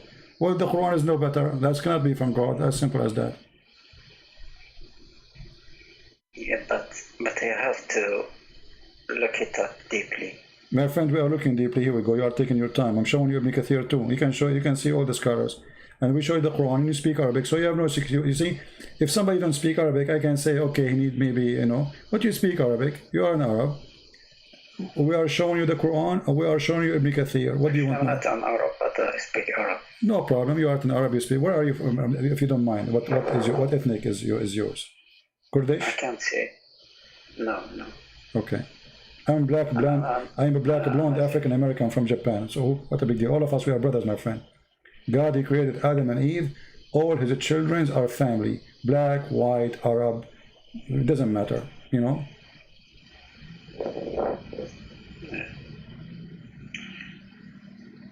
I have to look it up what the scholars say. Well, I'm showing you the scholars, my friend. I mean, come on. You have to look up what the scholars. This is a make a theory. But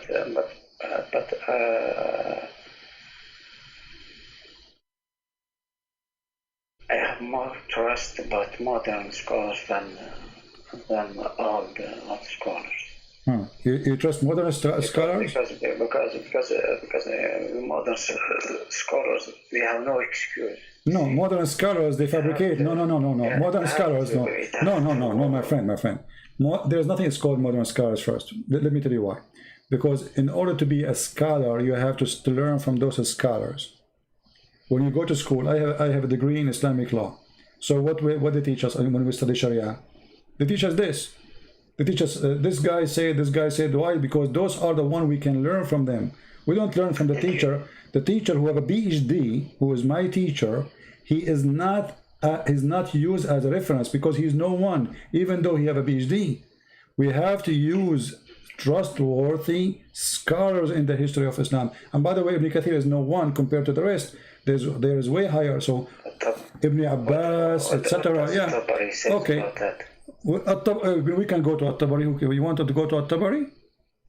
Yes, I just want to see what he says about that. At-Tabari is even, I mean, the Tabari always like, I advise you not to go to At-Tabari. in At-Tabari, you see all the, I mean, you see, the Muslims, they try to avoid always At-Tabari because At-Tabari, supposedly he filter a lot of the garbage exists in Islamic books, but he have still a lot exposing Islam there.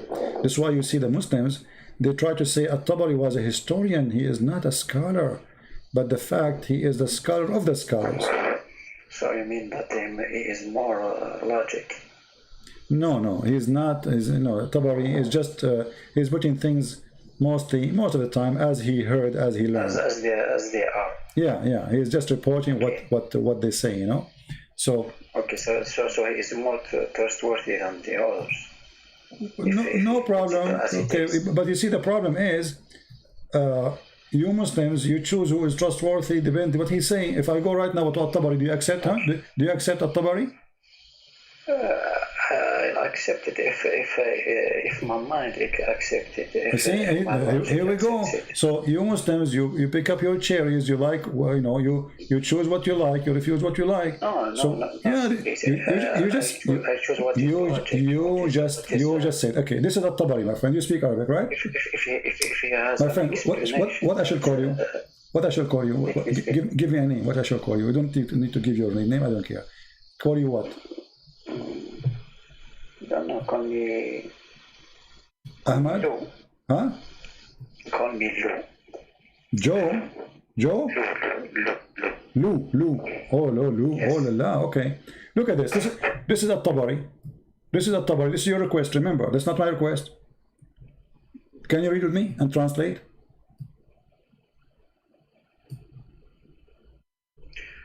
وقوله يخرج من بين الصلب والترائب يقول خرج من بين ذلك ومعنى الكلام منهما. فقال بعضهم الترائب موقع قلادة من صدر المرأة. Do you see it?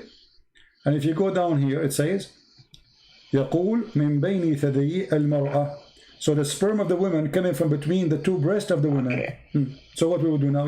You are the one who asked me to go at Tabari. I advise you not to go there because at Tabari will hurt you more. Here we go. We are at Tabari. Here we go. Look what he says. وقال إكرمة. He says قال صلب الرجل وطرائب المرأة. See, I'm not scared or something. I'm looking. Even me, I don't know what Tabari said about that. I just want to see. My friend, no problem. I'm trying to help you. I'm saying to you that a Muslim usually try to escape. He jumped to a different place. No, but it's here we go.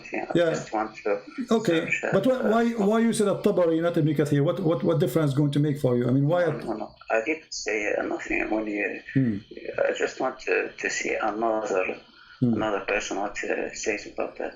Yeah. So what we will do now? What do you think? How this can be true?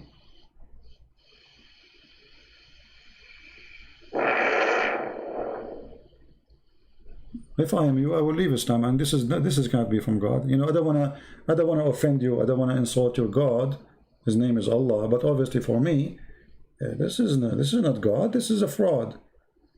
And Muhammad is making things up, claiming that God told him this. He's trying to make up like a sajja, you know the sajja, right? Which is a stupid way of talking. And he is, you know, it's like a poet. Yeah. It's not a poet, you know. It doesn't go to the poet. Poet is very high. Yeah, right. Yeah. I think like it's rhymes, rap. It's like a rap, exactly. So he's trying to put words together to make a rap, and by doing that, he got into trouble. You know, he put rhymes. So what we will do now? Actually, I don't know. Yeah, I know. If I am you, I will leave Islam. You know, I can feel that you are a person who is decent.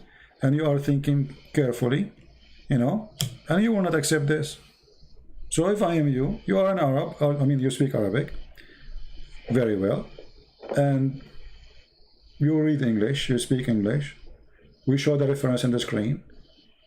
You have an advantage over others because you read the original language, and it shows what you shows you, and this is what Islam is about. And now the new scholars, they try to cover this, but the Taraib is Taraib al-Mar'a, you know, it's what the new scholar says about it. There is nothing called new scholars. I mean, what they will say, what they can say, my friend. I mean, this is Quran. So a new scholar first does not exist. There is nothing is called a new scholar. Okay. Forget about the name scholar or something. I mean, my friend, when you read something, how you support it? You support it by two things: the language and the hadith, correct? Yes. Which means if Muhammad explained this, that means we take what Muhammad said because it's confirmed. If it doesn't confirm, this is a different story, right? But the hadith confirmed this. Let me show you this hadith. Okay. Let me hold on. Let me show you this. Okay.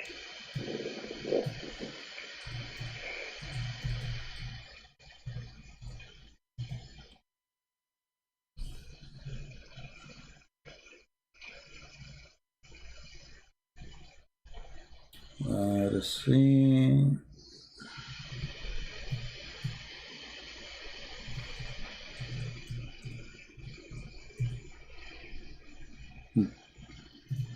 Do you see this hadith in front of you? It says Sahih. Very authentic. Read for us. I don't know, you want to show it in English or in Arabic? Doesn't matter really.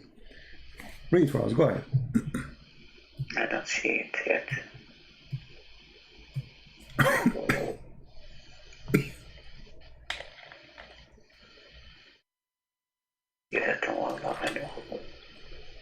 Where is it?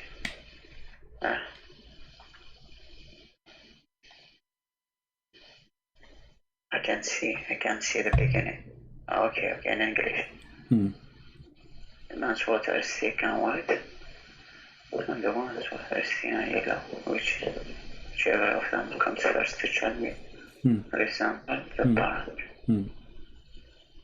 Whichever of them comes first. So Muhammad, he confirmed here that women have a water, men have a water, and without this water, without the water, the child will not exist, and it is a reason to resemble the parent, which means I can show you the hadith says adhkar, which means became a male. If the man have orgasm first, the baby will be a male. If the women have orgasm first, the baby will be a girl. So here, look what our Prophet said. that women, she have a sperm which is white, which is, sorry, thin and yellow. And the man have a sperm which is thick and white. And whichever of them comes first, the child will resemble the parents. This is garbage, and you know that. It says that it depends on which one comes first.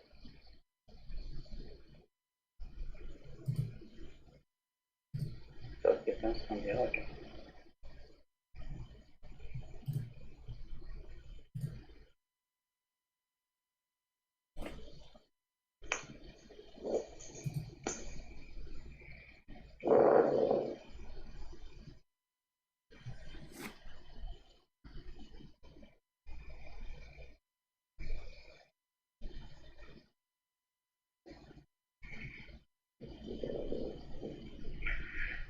Okay.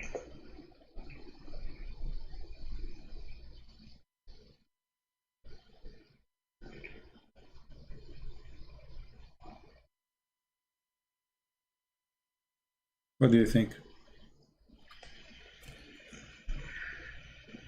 Okay, I'm looking right now if the orgasm can, or if there is studies that says that. Oh, you are searching Google now to find if this is. Of course, of course. My friend, hold on. My friend. Women. She can. My friend. Listen. Don't speed up. No one has all the knowledge. I'm not saying that, but this is silly, my friend. You can search Google. You see, I will give you 1 year from now. Okay. The first result that I get here. Baby's gender determined by woman's organ, says expert. By what? I'm looking at the first link here. Yeah.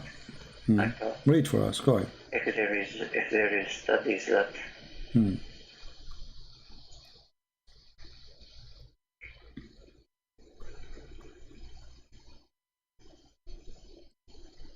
Everybody agree that the gender decide by the type of the semen which is fertilizing the egg.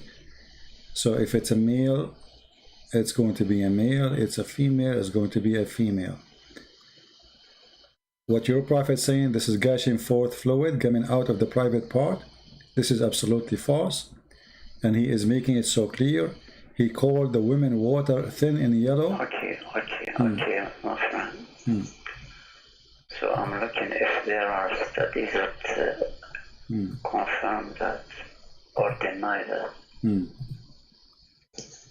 Okay, the first link that I got here, it says baby's gender is determined but woman's orgasm, says expert. And it says, she said that the orgasm a woman experienced, no, not here. Sorry. All right. Okay, it says other than that, orgasm experienced but by woman during an intercourse with their partner can determine the gender of the baby. Okay, so is it the science saying that the one who comes first will determine the gender? So your prophet, my friend, my prophet, listen. Your prophet made it clear. Listen. You know, science, there's tons of pages, there's doctors, they are listening, people will laugh at us if we say something stupid. This have nothing to do with the gender who comes first. This is number one. That is the most silly argument ever. Actually, most of women in the Middle East, they never come even, because the women are circumcised in the Middle East, which means they will never have orgasm. They don't even feel anything. So what your prophet is talking about is silly and stupid. Who comes first will make the baby look like the father or the mother. Secondly, he described the reason for the creation of the baby is the yellow water which is appearing in the women's private part. This is something come out. It's gushing forth. You know that. Yeah. You know what? What but? Even. What even? Even me, I don't believe that. I don't believe Okay, that. I want you to read this hadith for me, because this hadith will help you more. What do you think if we read this one? As an example. Which hadith? Here we go. I want you to read for me. Salama told how Salim said, Messenger of Allah. I don't see. Allah is not ashamed of the truth. It's going to come to you. Is any washing necessarily for a woman when she has a sexual dream? He replied, yes. When she sees signs of liquid. You wash what? Wash her private part, correct? We agree? You cannot wash your womb. When she sees signs of liquid, yes. Okay, so she is talking about washing her private part. This woman, she got horny at night and she did something to herself. So now she's asking the Prophet of Allah, because the Prophet of Allah is sexual consultant in Mecca. For women, is it necessary for a woman to wash if she has a sexual dream? He said yes. When she sees a sign of a liquid, Salama, the wife of your Prophet, said, covered her face, she's shy, and she said, does that a woman have a sexual dream? You know, actually, this is not what it said. This is not really. It says وَتَحْتَلِمُ الْمَرْأَةِ, which means she have orgasm. The translator is a stupid. تحتلم, you know what تحتلم, right? You know what ihtilam. Ihtilam is orgasm. So yes. Yeah. Yes. So the translation is false. Not sexual dream. She have orgasm. So imagine the wife of your Prophet, she never have orgasm. She's asking Muhammad, do women have orgasm?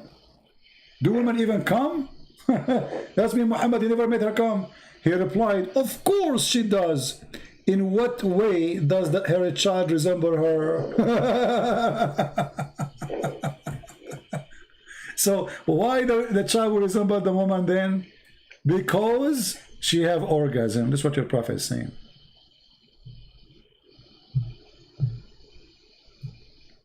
And by the way, this is Sahih. Look what it says in Arabic here. الحكم متفق عليه صحيح. You see it? So he says that if she has an orgasm, the child will have. If she have orgasm first, the baby will be a female. If he have orgasm, the baby will look like the father, and he will be male. And as you see here, it says وزاد مسلم برواية أم سليم إن ماء الرجل غليظ أبيض وماء المرأة رقيق أصفر فمن أيهما على أو سبق يكون منه الشبه. Here we go. So what is in the Quran confirming the Hadith, and this is always stupid.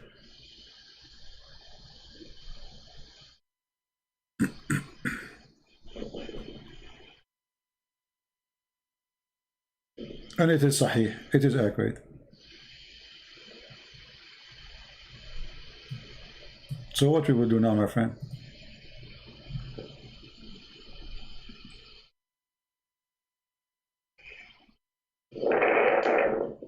I see, all of them, they are Sahih. Sahih.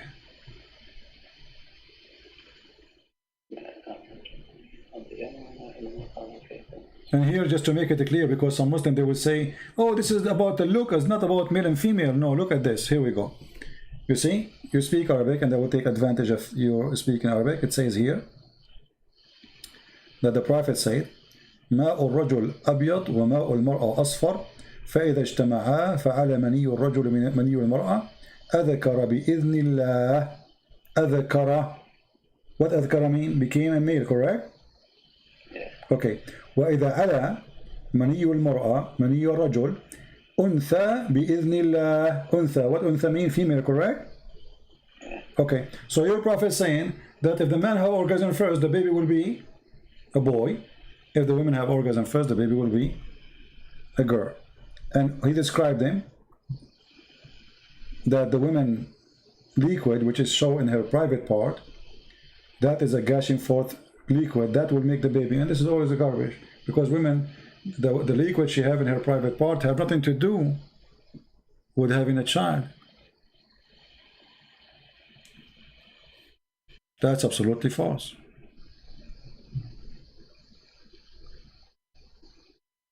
And look here what the Muslim they add in the translation, guys. Look at this. They are adding between two brackets the chromosome and genes. What's a chromosome? It's a yellow. The chromosome is yellow. I mean, look at the stupidity when they try to cover a lie. The guy, he just said the man have a sperm is white and the women have a sperm is yellow. And then you say chromosome. Can you show it in English? Yeah, it says a chromosome. Look, they added a chromosome there to cover. Yeah, I mean, it's incredible. Yeah, you believe it? To cover the stupidity of Muhammad, they say chromosome. This is about chromosome. It's about washing a vagina. A water appear in her private part. It's yellow and thin, gushing forth. This is the chromosome.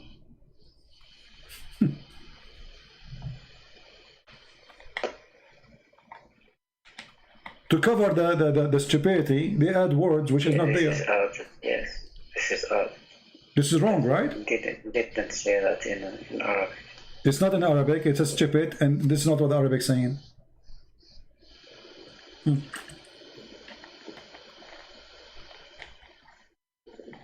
And just to show you how stupid it is, it says here, created by Allah decree. How do you say if he comes first, the baby will be a boy, and then created by Allah decree?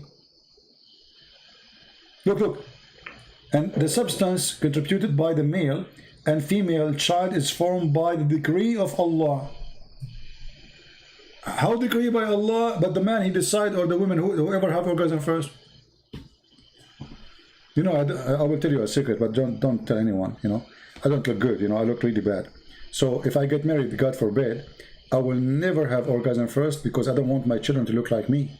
Because I learned from the Prophet now that the one who comes first, the child will look like him or like her. So I will make it clear always. I will make agreement with my future wife. You come always. I will never come. You know, I don't, because I don't want my kid. My son will shoot me if he look like me. You know, from the first day, he go to the mirror like, what you did to me? He will grab one of my guns and shoot me, and it's not fair. I mean, it's not my fault.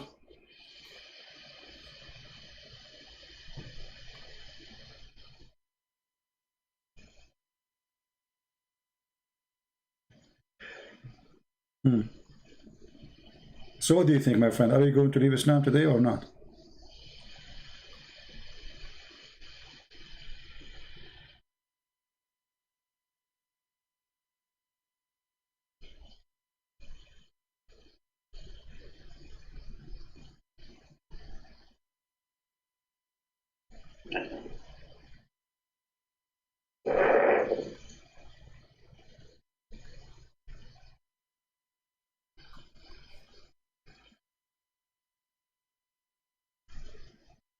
What do you mean you don't know? You know, you are a smart person. You don't fit there. Do you really belong to this, you know, with my respect to you, my friend, do you belong to this garbage? This is garbage. This is not God. I mean, what kind of God you do not know even if the baby is made? A different verse in the Quran, Allah, He says that the baby, the sperm of the man, became a congealed blood. How in the world the sperm became a blood, dead blood?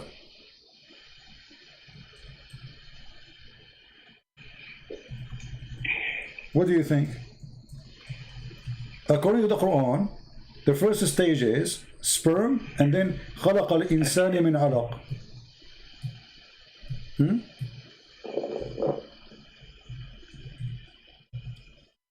Read this verse. Read this verse with me, so we can love together. This is a very famous verse. The Muslims use it to prove scientific in the Quran. No. Okay. There's no scientific. All right. Let us see.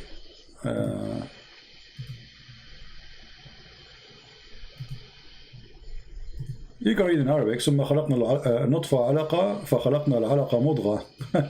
Look at this. Then we made the sperm into a clot of a congealed blood. How the sperm became a congealed blood? So the first stage, according to the God of Islam, the sperm itself will become a congealed blood, and that will make a baby. Where is the woman thing? And look, here the Muslim, they add, then of that clot we made a fetus. Fetus doesn't say that, you know? It says lump. Lump. Yeah. So how the sperm became a dead blood? Since when did the blood is going to grow? It's dead actually. The second you say congeal, yeah. It's not only blood. No, it's blood. العلقة الدم الجامد. علقة my friend. I can show you right now from the dictionary. ثم خلقنا النطفة علقة فخلقنا العلقة مضغة فخلقنا المضغة عظاما فكسونا العظام لحما. That is the most stupid thing ever.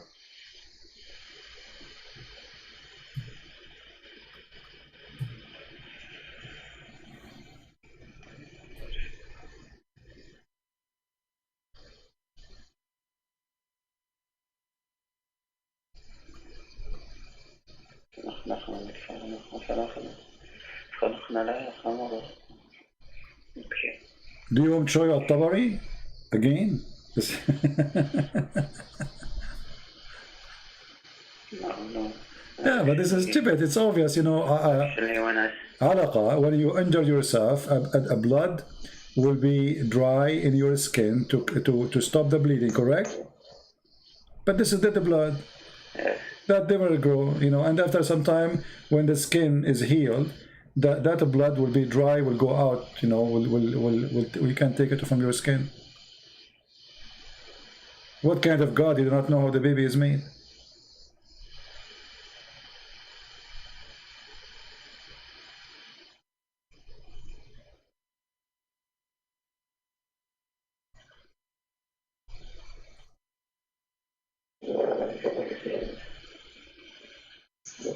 So actually, I will look it out.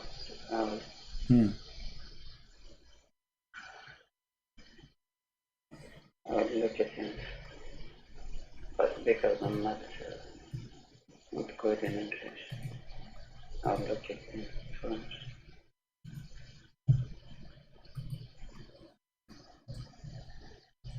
Which verse is it? this is chapter 33, verse number 14.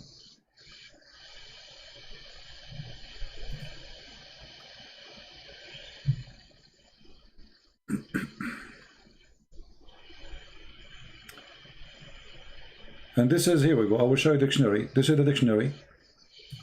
علقة في علم التشريح قطعة من دم غليظ جامد وهي طور من أطوار تكوين الجنين.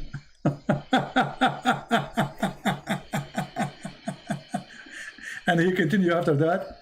And this is mentioned in the chapter in the Quran, etc., etc. Okay. How this can be true? It says here, this is dictionary. This is our Arabic dictionary. It says قطعة من دم غليظ جامد, a piece of thick blood, and it is جامد, solid. Does it say جامد? Yes. Okay, so جامد is solid. This is dead blood. I mean, how in the world the dead blood? It's a solid blood. No, jamid doesn't mean dead. It's dead. This is why it's jamid, my friend. Jamid means it's. Okay, what jamid mean? Tell me what jamid mean. It's solid cold. Thank you. Solid. Okay, so the blood will not become solid unless it is dead. As simple as that. This is why people, they die because of heart attack when a piece of blood block their the rain of blood into the heart. But here it's before it even starts running. Yeah, but here it says the sperm became a dead blood. But how the sperm became a dead blood? Okay, how the sperm became a solid blood? Forget about dead. But you can go right now and search for congealed blood. You will find congealed blood is dead blood. Congealed blood is the dead. When you cut yourself, if you have a cut in your hand or foot, whatever, a blood will come out.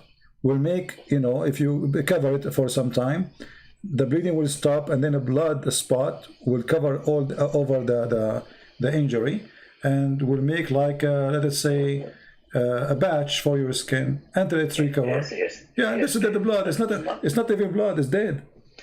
But because you are already a man, And here it talks before. No. You see, it doesn't matter. We are talking about the blood. Doesn't matter if it before or after. This is a blood. When you say a blood, the blood is having one nature. It's a blood. The baby, the fetus. Doesn't matter. It's a blood. Is it a blood? Is it, my friend? Is it a blood or is it a blood or not? It's blood. Okay, blood doesn't matter if it's a baby or adult. It's a blood. Yes, but because before the blood starts running, how is it? This is not the question. How in the world the sperm itself became a blood, and then all of you became a blood, and then from the blood you have a heart, and you have. This is what science says. Why you don't search right now in Google and find if there is any. My friend, can you find me only one scientific book saying that the sperm will become a blood? The first stage is a semen, and then the semen will become blood. Can you show me that? One scientist in the world says that. But everything in human body comes from the sperm and. No, that's not true. That's not true. No. You see, the semen, when it goes to the woman, it fertilizes and delivers the DNA of the man. Yes. Okay, yes. It's a DNA. There's no blood. Then we have the egg of the woman. Yes. And the egg of the woman will start splitting and organizing organs by time. So what the Quran is speaking about, first of all, here we notice that the women egg does not exist in the Quran. We have a water which is thin and yellow, and the woman, she have to wash her private part when she see it. Remember, right?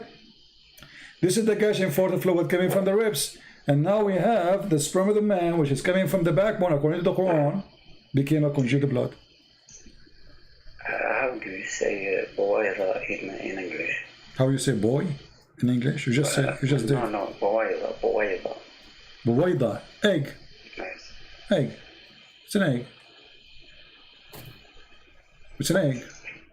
You see here we say it. Look what they say. Then we made the sperm into a clot of a congealed blood. So what is the transformation start from what? From a sperm into a blood. There's no other thing. And then we made the clot, the congealed blood, into a clot. And then we made the clot into a lump. And then we made out of the lump bones and clothed the bones with the flesh.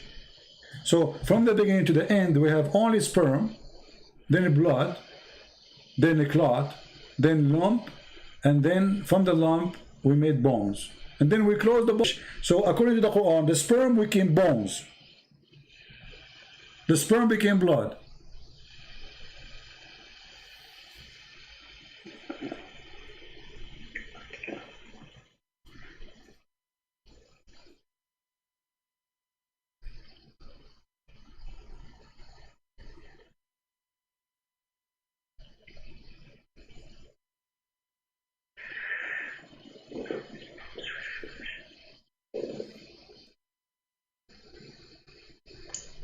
Actually, for me, the biggest problem is in the last sentence.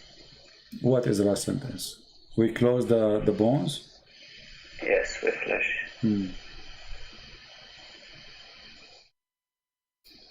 But here there's bigger problem, my friend. Do you see here it says فَتَبَارَكَ اللَّهُ أَحْسَنُ الْخَالِقِينَ? Don't you see a problem here too? Big problem. The best to create? No, not the best of to create. You see, they lie in the translation. Look, here it says the best to create. But in Arabic it says the best of... No, the verse, it's أحسن الخالقين. Okay, what al-Khaliqin mean? Al-Khaliqin, what al-Khaliqin mean?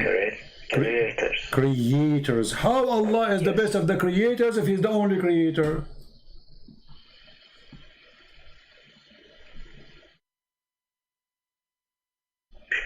Actually, I have something about that, the last verse. I've heard something about this verse. Yeah, this is a guy. He is the one. Abdullah. It's not him. Yeah, Abdullah ibn Sarah. Yes, Abdullah ibn Sarah is the one who made this verse. Muhammad, the ayat in the Quran, he said to him, put it there, put it there. But he said, I'm the one who said that. He said, Allahu awha ilay kama awha ilayk. And here you notice, if you change the translator, look how the Muslims, you know, I'm not talking about you as a Muslim, I'm talking about those who translate. They fabricate the translation to cover a problem. Look, from the creators, they make it to create. But we change the translator here. Look what happened. The best of the creators. How the Muslim, they keep saying we are worshipping the Tawheed and the only God. And now we see that he is the best of the creators. You see? Listen. If I say to you, I am the best student in my classroom, and then later you find that I was the only student in that classroom, don't you think I was lying to you, misleading you?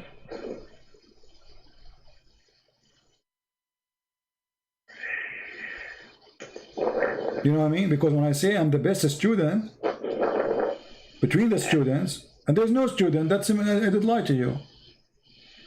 So here Allah, if he is saying that such a statement, he admitted that there is a creators, and he's not the only one, is God.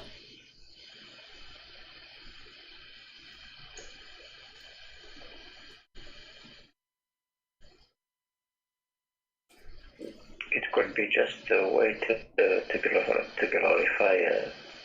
Okay, how you glorify? By lying. I mean, when you say I am the best of the creators, that's a lie. Because there's no other creators. You are lying, you are exaggerating with your lie.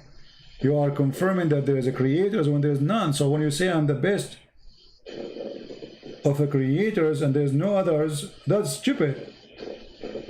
And it's a lie. You don't glorify yourself by lying. So what's the point of this statement? To say to me, Allah is the best of the creators, but there's no other creators. Okay, I will look in this verse in French. I'm looking at why you need it in French if you have it in Arabic? Because I understand French. Okay, I will look for it in French. Hold on, let me see, not in English. I will see to say it in French language. Actually. Let us see where we can find the French. Where is the French language Quran? I'm sure they lie, you know, in the translation too. Yes. They said words that it didn't say in Arabic. Doesn't say creator, right? The creators. No, from the beginning it says nous avons fait du sperme une adhérence. What does that mean? I don't speak French. They translated the blood with adherence. So they changed the whole translation. Yes. So yeah, I see here. As usual, I'm not surprised. I mean, everything, they try to cover the stupidity of the Quran by fabricating. So now anyone who will speak French, this is why I need to finish my Quran translation, and then later we will ask people to translate to their own language my translation, so people, they can get an honest, clear translation. Yes, it says nous avons fait du sperme une adhérence. It doesn't say in adhérence. It's just a word that they come up from their mind. Deceiving. This is the method of Islam. Actually, there is no mention about blood here. Yeah, the blood is gone. Okay, that's good. So now, if you are a French, you don't speak Arabic, you read it, you think, okay, there's nothing wrong there. This is the whole purpose of false translation. Yeah.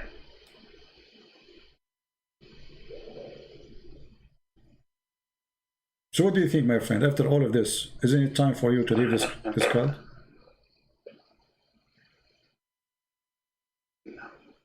No? You don't want to leave Islam? Huh? I'm reading it again.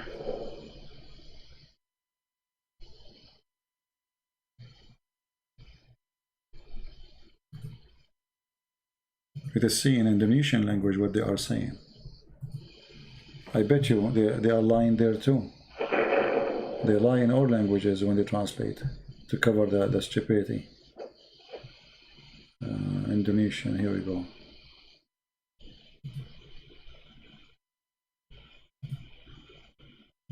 Okay, in Indonesian it says... Okay, I think I was wrong here. Huh?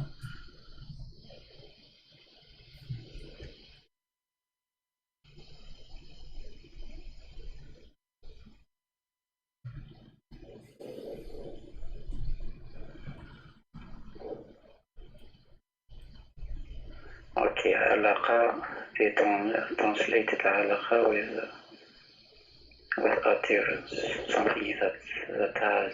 My friend, forget about translation now. You speak Arabic, I speak Arabic, the problem is solved, correct? Okay. We do not need... I think I was wrong. Yeah, I'm taking advantage. You know, you should take advantage if you speak in Arabic. But the translation. Yeah, I showed you the dictionary, correct? It says, here we go, this is the dictionary. علاقة في علم التشريح علاقة من دم غليظ جامد وهي طور من أطوار تكوين الجليد. According to what? According to the Quran. العلقة اسم العلق, even there is a chapter in the Quran, العلق اسم سورة من سورة القرآن الكريم. Right?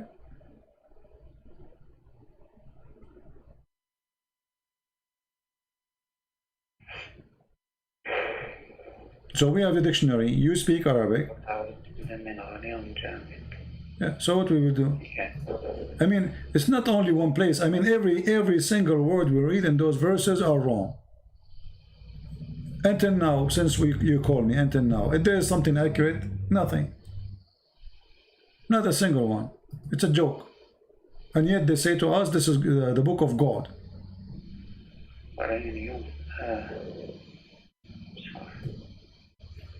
And look here, this guy. Then we made the nutfa into a clot. Let me ask you, do you know what nutfa mean? Yes. Nutfa, how many sperm inside the nutfa? Millions. Yeah. Okay, how millions of sperm became semen, became a baby. Nutfa is not one semen. It's a drop. It's a drop of sperm. And that means your God saying, we made the nutfa, a drop of semen, into the whole of it, all the drop, it's not a semen, it's a drop of semen. That's another mistake too.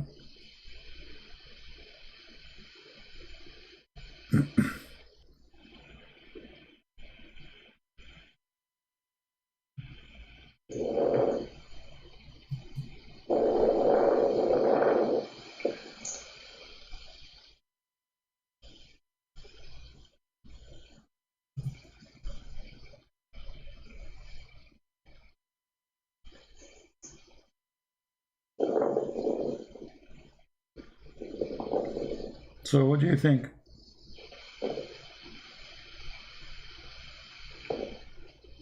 It doesn't have to be specific here or detailed.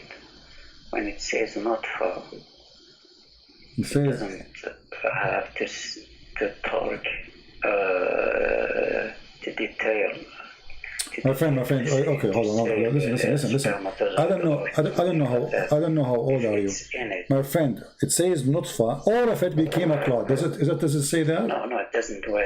No, it make it clear. Listen. Then we made the nutfa. What he made? He made the nutfa. He did not make a semen. He made the nutfa, and the nutfa is a drop. A drop. It's not one individual semen. We can go to the dictionary right now. It's a drop of semen, have millions. According to your God, we made the nutfa, all the nutfa, not only from the nutfa we made a baby, no. The nutfa itself transformed into a clot of a piece of a thick, conjugated blood.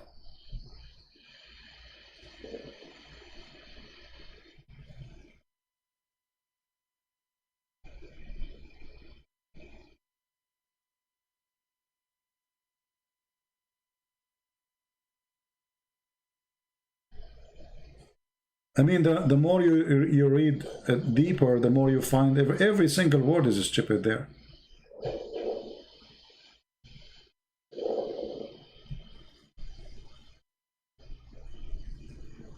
When it says, then we clothe the bones with flesh, that's a problem. My friend, for me, everything there is a problem. Let's be honest together. Everything is a problem. Only here is a problem? No. This is here. The nutfa became a blood. That's stupid. Then we made the blood into a clot. That is more stupid. And then we made the clot into a lump. That is make it more horrible. And then we made out of the little lump a bone. So until now there's no heart. There's no nothing. This is almost the last stage of the baby creation, and what we have a bones.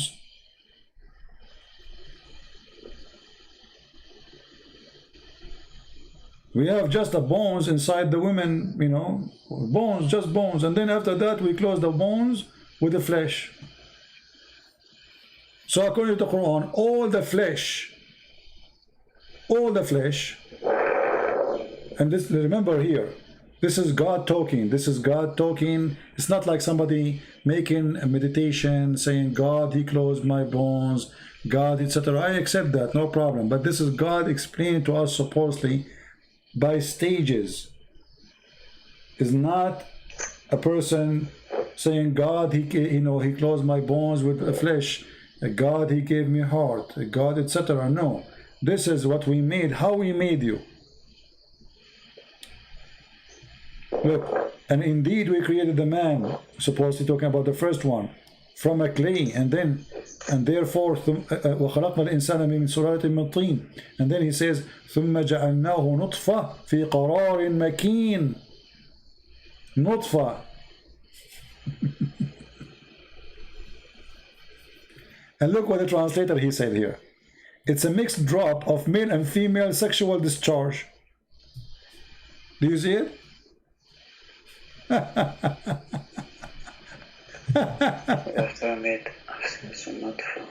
Let me see this translation of who. Hold on. This is translation of Hilali and Khan. Hilali and Khan. Muhammad Hilali and Muhammad Khan.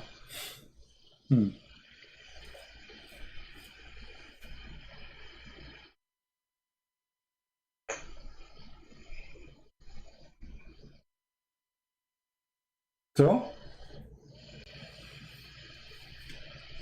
you know, if all of this did not make you leave Islam, it means that there's something wrong with you, with my respect to you. You're trying just to make it impossible to leave. You don't want to leave because there's something else. I don't understand. But there's no way, after all what you saw, you are not seeing the truth. It's impossible.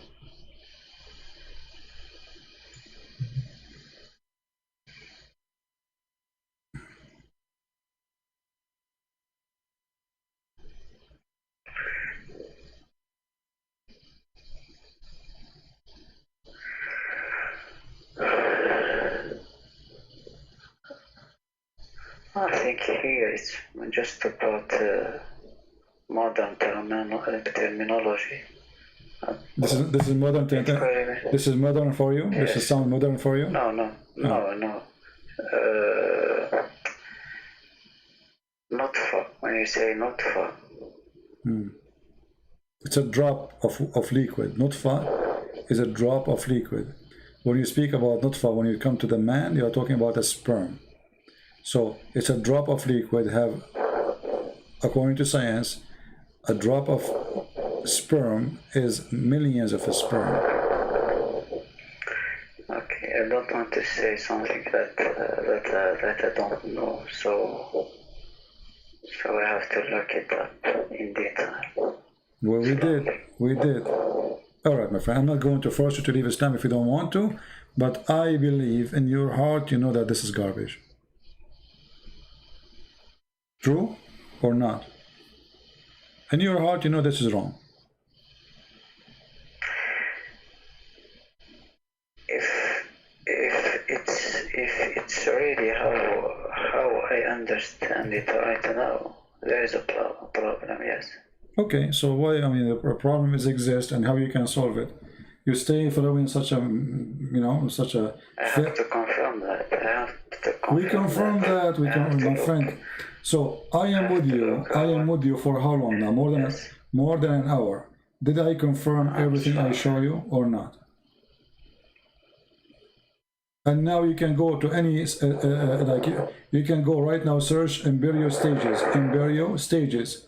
You will find that none of the stages of the embryo is what he's talking about.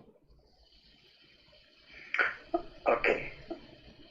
Is there any other thing, not scientific? I mean, something. How to say that in English?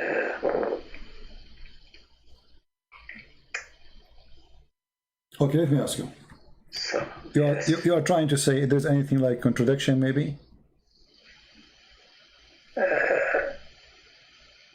yes. Okay. Contradiction. Do you think immoral thing, or I don't know. all the Quran is immoral? All the Quran is immoral. You know, all of the Quran. Well, there's nothing moral in the Quran. Go and take the money of the of someone just because you don't believe in Muhammad, and you know, rape their women. But forget about this. Do you think God, he remember which one he created first, or he don't remember? He does. Okay. If we go, I want to show you something here, and you speak Arabic very well, which is very nice. Will help me a lot.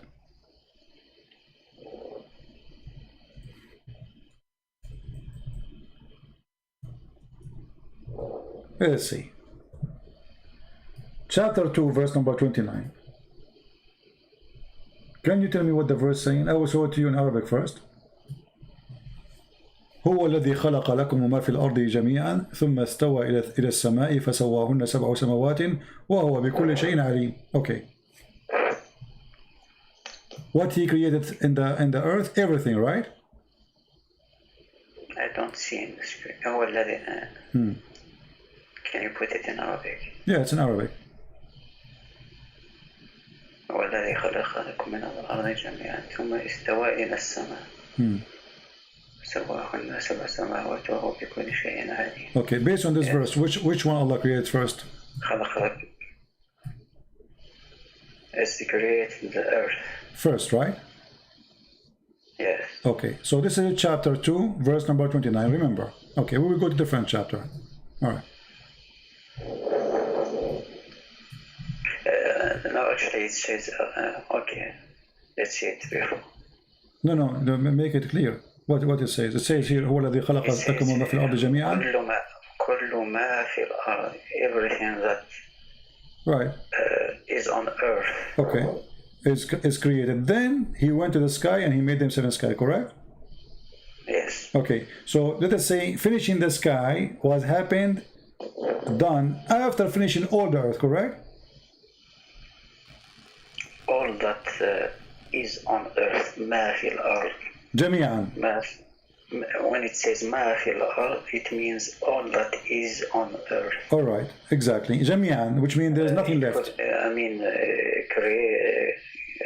animals, everything. Okay. Everything and then, okay, and then he went to the sky and he made them seven skies. So making seven sky happen after creating everything in the earth, correct? Yes. Okay, so this is confirmed. Let us go to the front verse. Okay.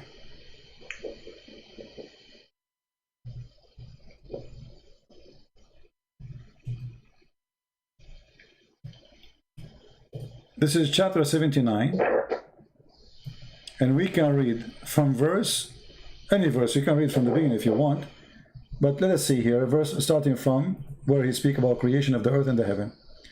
In verse number 27, he says, "Are you more difficult? أَأَنْتُمْ أَشَدُّ خَلْقًا أَمْ السَّمَاءُ بَنَاهَا رَفَعَ سِمْكَهَا فَسَوَّاهَا وَأَغْطَشَ لَيْلَهَا وَأَخْرَجَ ضُحَاهَا وَالْأَرْضُ بَعْدَ ذَلِكَ دَحَاهَا." English. Are you difficult to create, or heaven?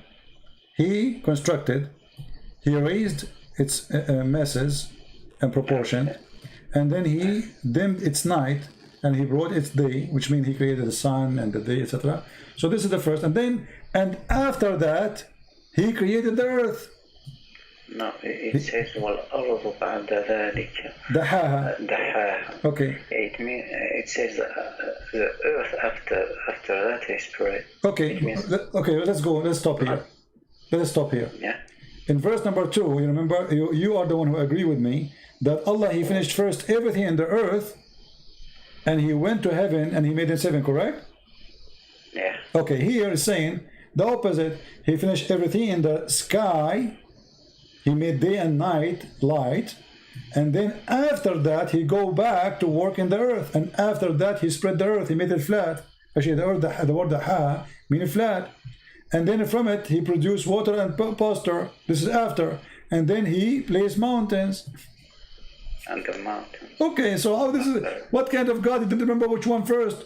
In one chapter he says that first he made everything in earth, and then he went to the heaven. And he made them 7 heaven. And this is chapter 2, verse number 29. And then in the other chapter he says, which one is difficult? Okay. Making the heaven and construct it. He raised it above, and he gave it proportion. And then he gave it the light, which means the sun, and etc. And then after that, he made the earth flat. And now he continued. What after he made the earth flat? Then he made the water coming out. And then he put the mountains. So the last thing was done, it was the earth. Very simple. Can you go down a little? No problem. We go as much you want. But the rest is not really, have nothing to do. After that he speak about the judgment day, etc. A source of enjoyment for you and for your animals. So when he says a source of enjoyment for you and for your animals, so he is assuming that animals were already created. Yeah, you see, this is the earth. Yes. My friend, the verse before it says, جَمِيعًا وَمَا فِي الْأَرْضِ جَمِيعًا. Animals, grass, trees, everything. So, which one of them is the accurate? There's no way God, you don't remember which one he created first, the sky. He finished the sky first, or he finished the earth first. And not only that, we're not done. Hold on. You think we are done?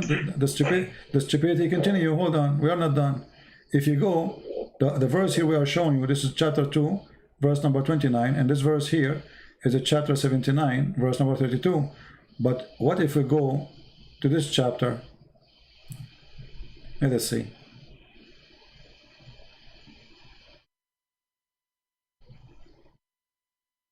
And then people will start laughing. And you will start laughing too. Read with me. This is chapter 41. Do you reject the one who created the earth in 2 days? And you attribute equal to him? And then he continue. He placed stabilized mountain. By the way, it doesn't say stabilized mountain. It says, in translation is funny. He placed mountains in the top of it. This translation is horrible. Let's see different stupid translation.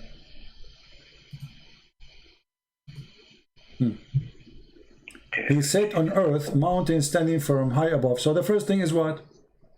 He created the earth in 2 days.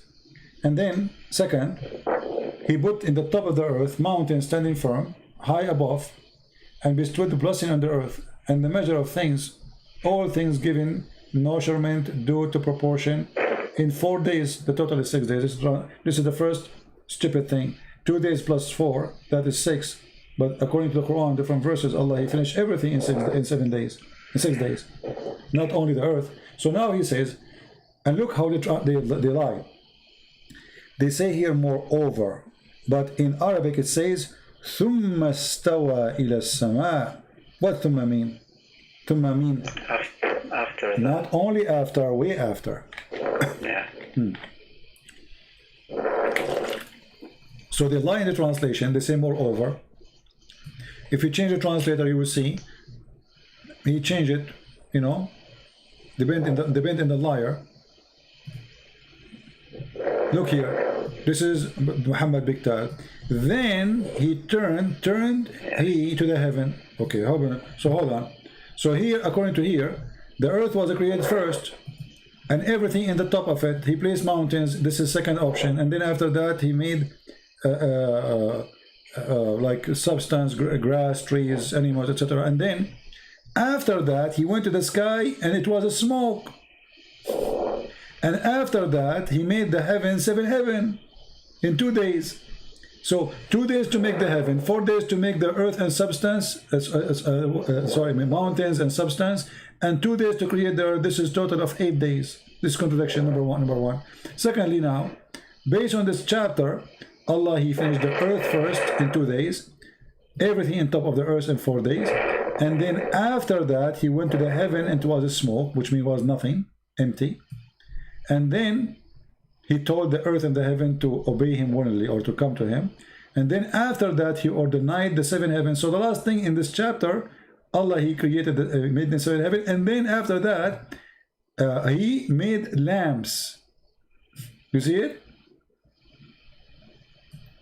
So according to this chapter, the last thing Allah, he did, supposedly, Allah created the stars, including the sun. Yeah. Okay. In this chapter here, chapter 41, this is not what happened. It's the opposite. Read carefully. Are you more difficult to create or the heaven he constructed? He raised masses of proportion on it, and he dimmed the night and brought the day. So it was a stage number 3 in the sky, and then after that he worked in the earth. I mean, how clear we can make it? More than this. Have you ever heard of a God? You don't remember which one he created first? In one chapter, he says he created the roof before the walls and the floor. The other chapter, he says, I created the roof before the walls and the floor.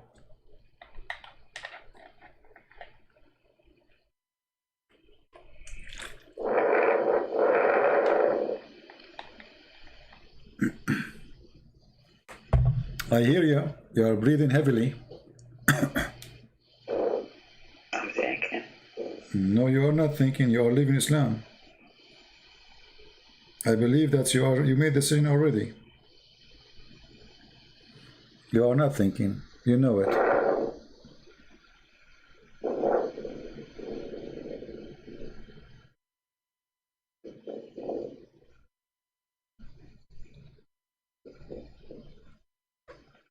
I will be sincere with you here.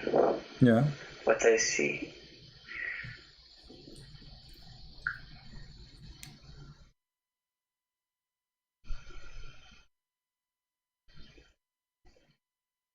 I see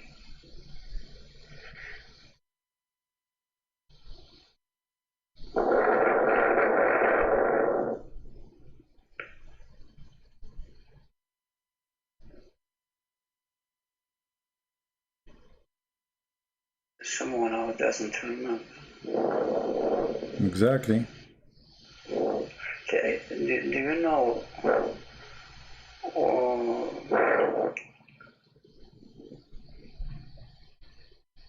in what period these verses are they distanciated in time between them? I understand. Say again.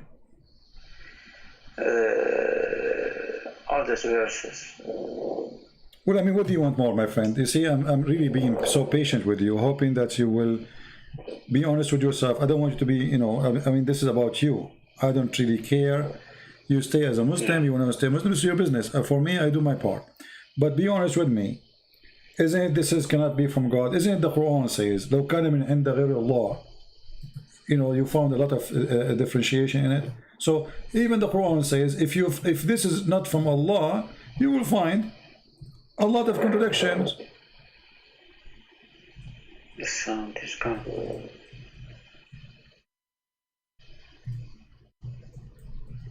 Okay. So the one who made the book, he says to you, أفلا يتدبرون القرآن لو كان من عند غير الله لوجدوا فيه اختلافا كثيرا. Correct? Yeah. So he gave you the rule, and the rule is clear. If this is not from the God, whose name is Allah, you will find a lot of stupid things messed up. And since you called me until now, we did not find one thing is smart. Yeah. I heard you saying, yeah. Thank you. So you are out of Islam. I'm someone who... No, you said yeah. I heard you. No, listen. Yes. Okay, you said yeah. So you are out of Islam, Yes. my friend. Okay, thank you very much. I'm happy for you. This is not, you are a smart person. You don't fit in such a garbage. And this is an insult to you. I'm someone who has to admit when something doesn't fit with my mind. Exactly. And that's why I'm being patient with you. You There's see, many when I find somebody, that are not logic. Yeah. I have patience with you because I notice that you are decent and you are not here to play games and deny even what is so clear. So I'm with you. I'm listening. It's not easy to leave a religion. You grow up in it. This is what your parents taught you, that this is from God, etc. It's not easy, and I respect your decency. And I know that like now you are. I know what's happening to you, but at the end of the day, I mean, it's not a religion which we should follow. We should follow the truth. It doesn't matter what it is. The truth, That's my guideline. Exactly. So how this can be from God? This is no way it comes from God. So Muhammad is a fraud, obviously. Now, for me, my name is a Christian prince. You know that, right? Yeah. And a Christian prince means that a Christian is going to invite you to accept the Messiah as your savior. What do you think?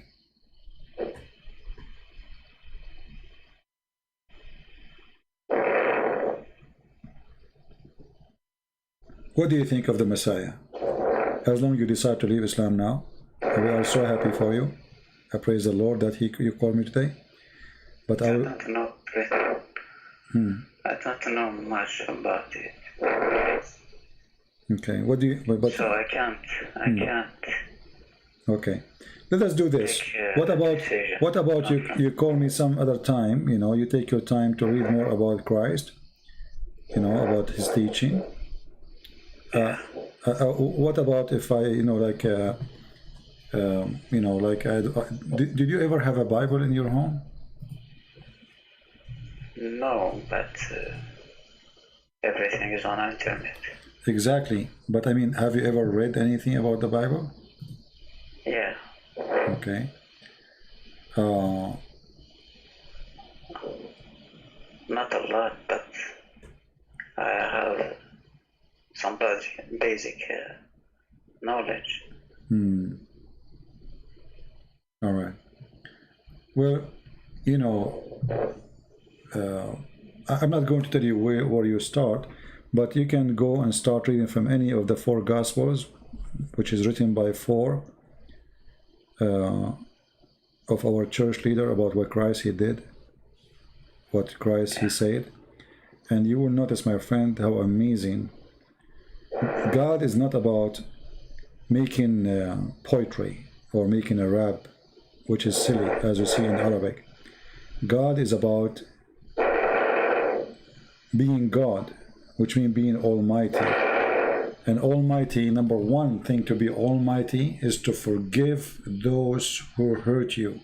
That is almighty.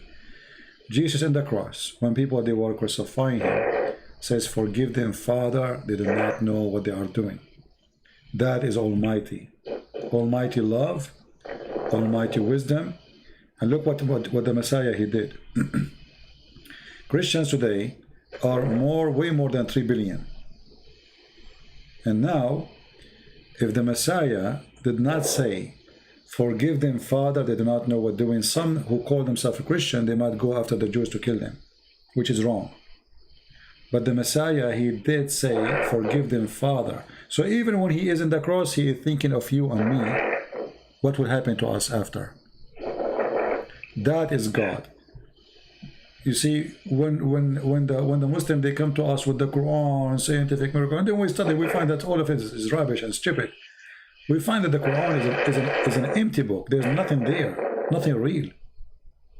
It's just a collection of stupid stories, like Al-Khadr, the guy who drank from the fountain of youth, and because of that he never died.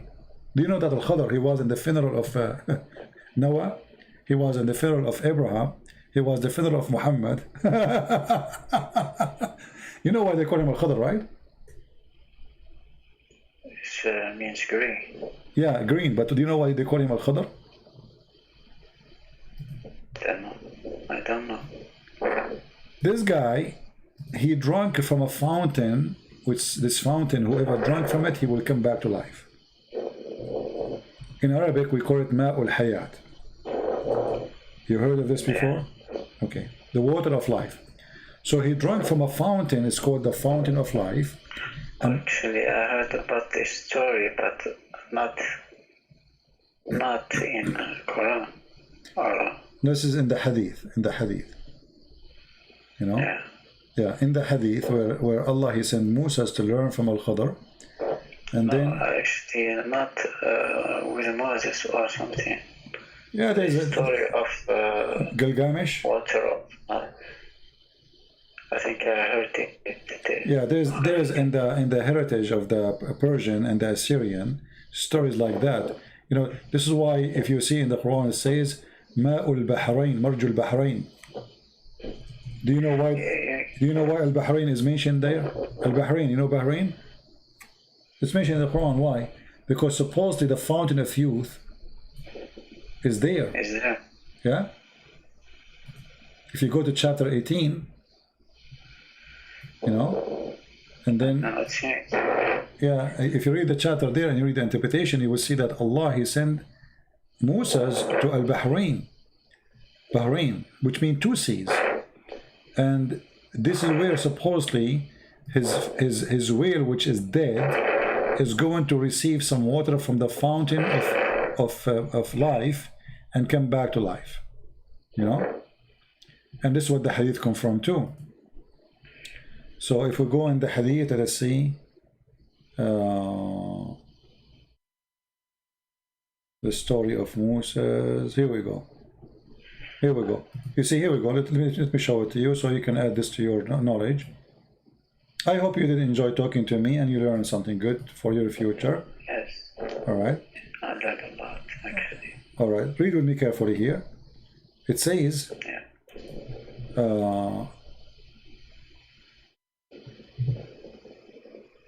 قال سفيان في حديث etc. قال etc. في أصل الصخرة عين يقال لها ماء الحياة. Do you see it? Yeah. لا يصيب من مائها شيء إلا came back to life. فأصاب الحوت من ماء تلك العين. قال فتحرك وانسل من المكتل فدخل البحر فلما استيقظ موسى etc. So what they are saying here, that there's a fountain of water. It's called the fountain of life. Whoever get in touch with this fountain or spring, he come back to life. Read carefully. The spring of water, at the rock there was a water spring called Al-Hayat, the life. And none come in touch with its water but become alive. And this is where Al-Khadr himself is Al-Khadr, because he drink from that water, so he never die. This is Islam. This is religion. What a story. Anyway, my friend. Seems like a legend, yeah. It is a legend. This is the legend exists for the Persian and for the Assyrian in north of Iraq. You know, this is very well known. I have one final question. Sure, go ahead. You mentioned Gilgamesh at one time. Yeah, in Gilgamesh's story, looking for the life. Yeah. Yeah. Yeah. Are you from the people? Are you from the people of Gilgamesh? No. Oh, I okay. have a question about. All right. About Noah's story. All right.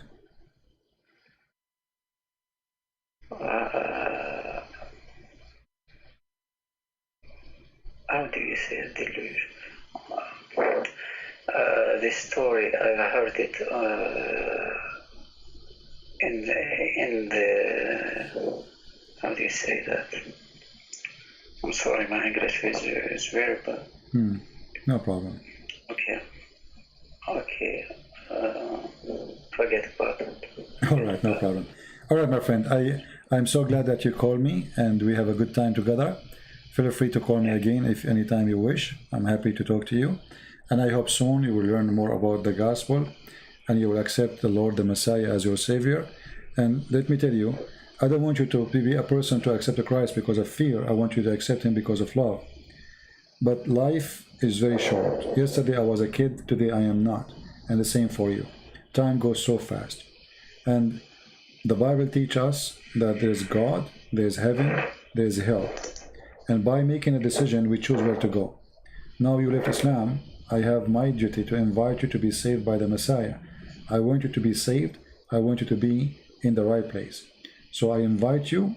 I cannot push you. I cannot tell you what to do. You are a man. You are smart, intelligent, and very polite. I'm very happy to talk to you. But I hope you will start reading the gospel. And you call me back if you have any questions. And I will be happy to help you.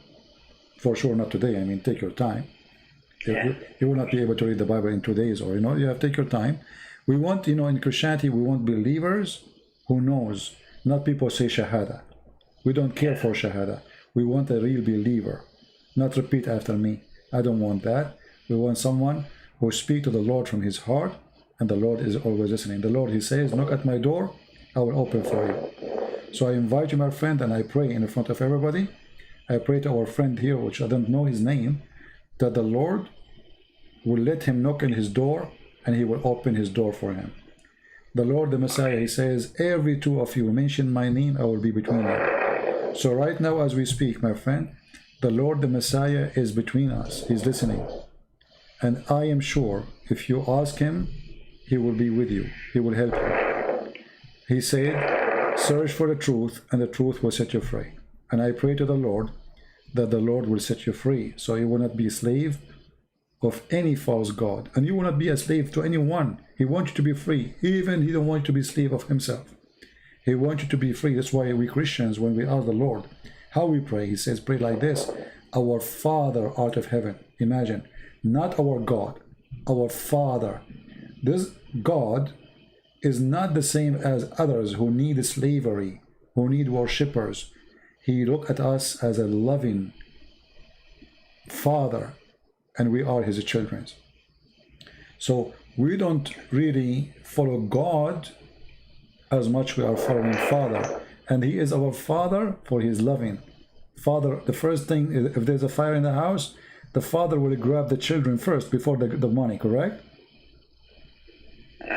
And this is what our Father will do. He will grab you to save you. But in order to grab you to save you, you have to say to Him, you are my Father, save me. And then He will save you. I hope so. All right, my friend. Thank you very much for calling. I will be happy to hear you again. Thank you. Take care. God bless you. Bye-bye. All right.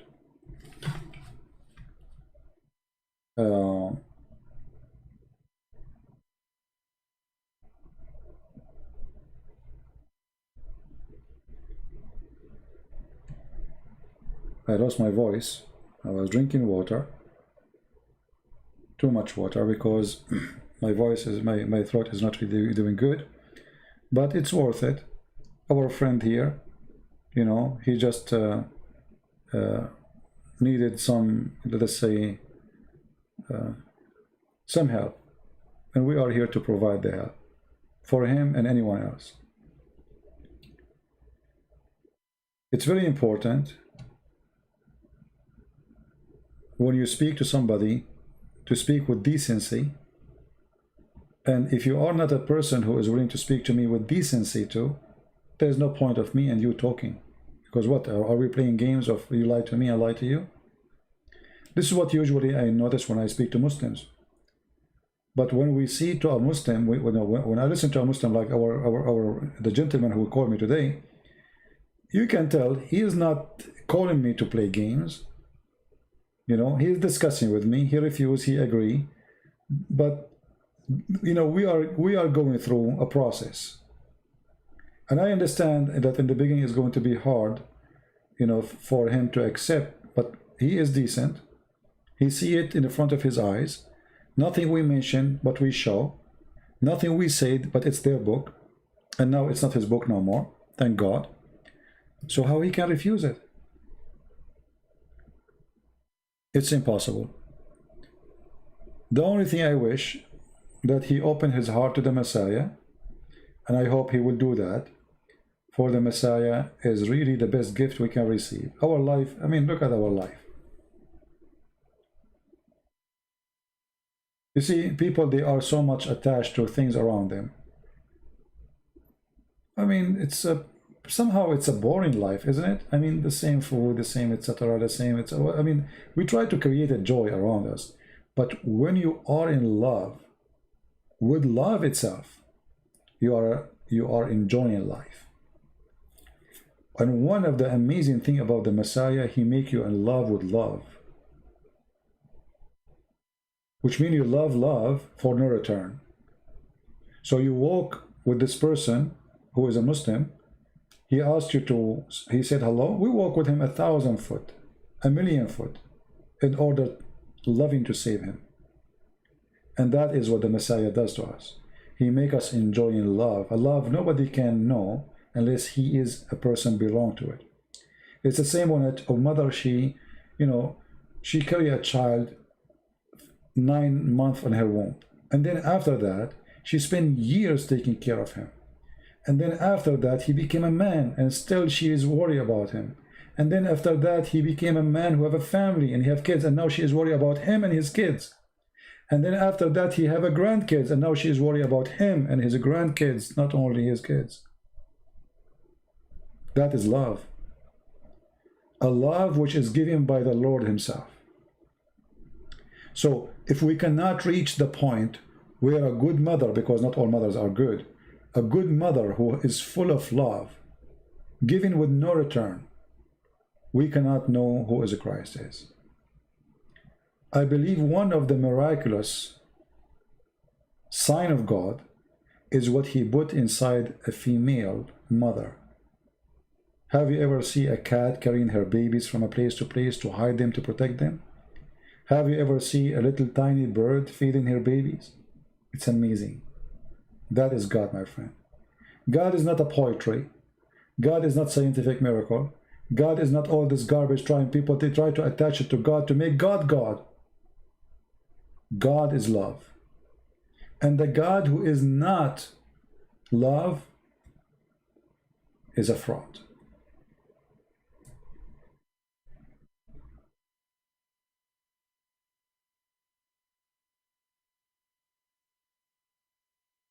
If we cannot find love with this God, how he can be God anyway?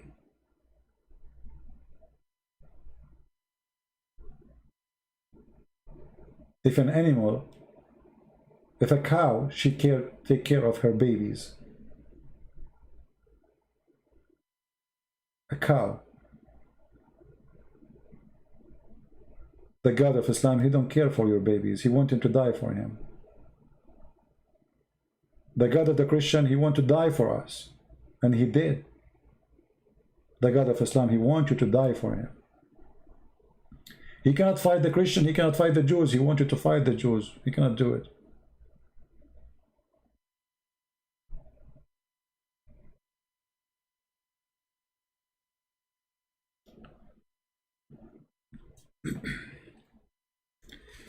God is good. God is beautiful. God is a miracle. And Christ, not only he did miracles, he is miracle. He is the miracle itself. So we pray for our friend that soon he will call us and he will say, I accepted the Messiah. We pray that all those who are going to watch this video, they will be more smart and not to follow propaganda machine trying to deceive you. As you see, translation is false. All Islamic translation is nothing but a chain of fabrication. The purpose is one, is to deceive you.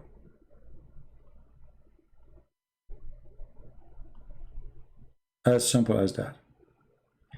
Google TV, you want to chat now? I'm done for today, my friend. I see my throat is hurt. And already we are here for how long? I mean, already we are here for 2 hours and 20 minutes. right? I will try to go live on air tomorrow. You know, we will see. You will see the link, especially those who subscribe in Patreon. Many of you think if you subscribe in Patreon, you have to make donation. No, my friend, our service is for free. You make donation or not, that will not make any difference. Donation is just to support what we do. So subscribe in Patreon, and you will see when I'm going to go live on air. It will be updated, because Patreon send you email immediately when I post something there. YouTube don't. Many of you miss the broadcast because you don't receive notification, and obviously they censor. Most of the videos I post on Instagram, they don't even go there. I make a video, I post it, it says this video cannot be posted. Why? Don't ask. All right? So stay updated. And for sure, I want to say thank you for all those who support us. I really appreciate you. And I appreciate that the Lord, He put good hearts between the evil hearts. Because if everything is evil, this earth will be destroyed. The good heart people are the one who is saving this earth. Not by their act. No. God will not destroy it as long as there is some people who they have good hearts. When people who have no heart exist, no good heart exists, or they are became very little tiny minority, then this earth is time for it to be destructed. This is why you will see that heaven and hell, or let us say the judgment day, is not about pre-decided decision God he took. It's about us. We decide when the judgment day will come. The more we are corrupt, the more we are false, the more we are far away from God, the faster judgment day will come. The more we are decent, I mean, what judgment day will happen if people are good? Judgment day is a day of anger, a day of calculation, a day there will be questions, what you did. But if you did nothing wrong, what judgment day will never come.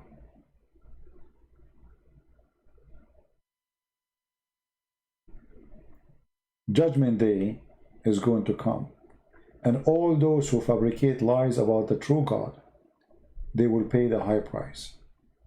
And for sure, Muhammad, is going to be the first one to pay for his crimes.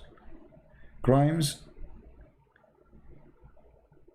Patreon is asking for minimum payment, I think $5. I don't think so, my friend. There's people, they donate $1. That's going to be true. Secondly, I don't think you have to donate anything. They ask, they say to you, and donate, don't donate. Just ignore it. I don't think that's true. However, there's people that donate only $1. And when the day comes for donation, the payment decline.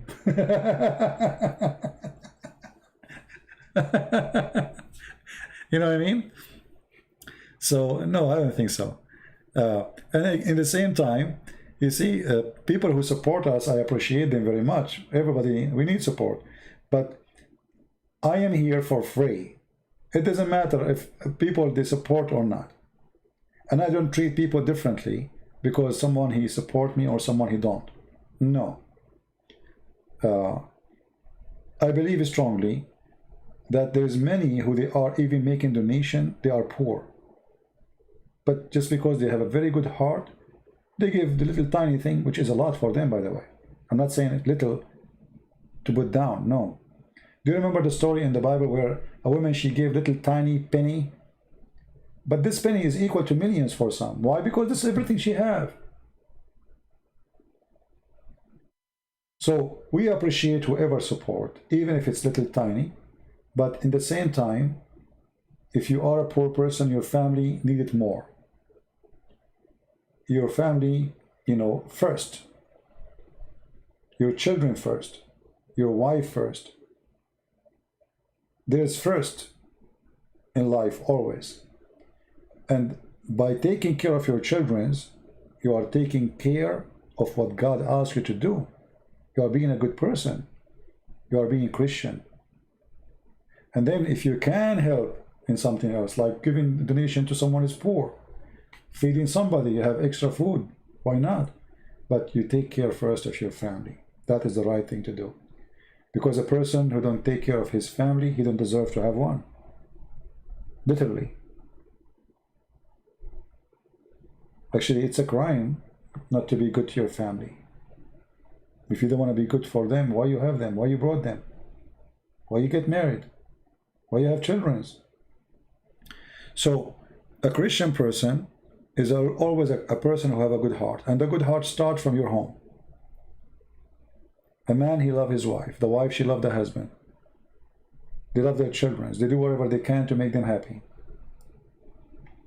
Now, for sure, not every marriage is successful, and not everybody, you know, it doesn't mean you are a bad person if your marriage failed. But I'm talking about the intention of the person. You do your best. Your intention always have to be good.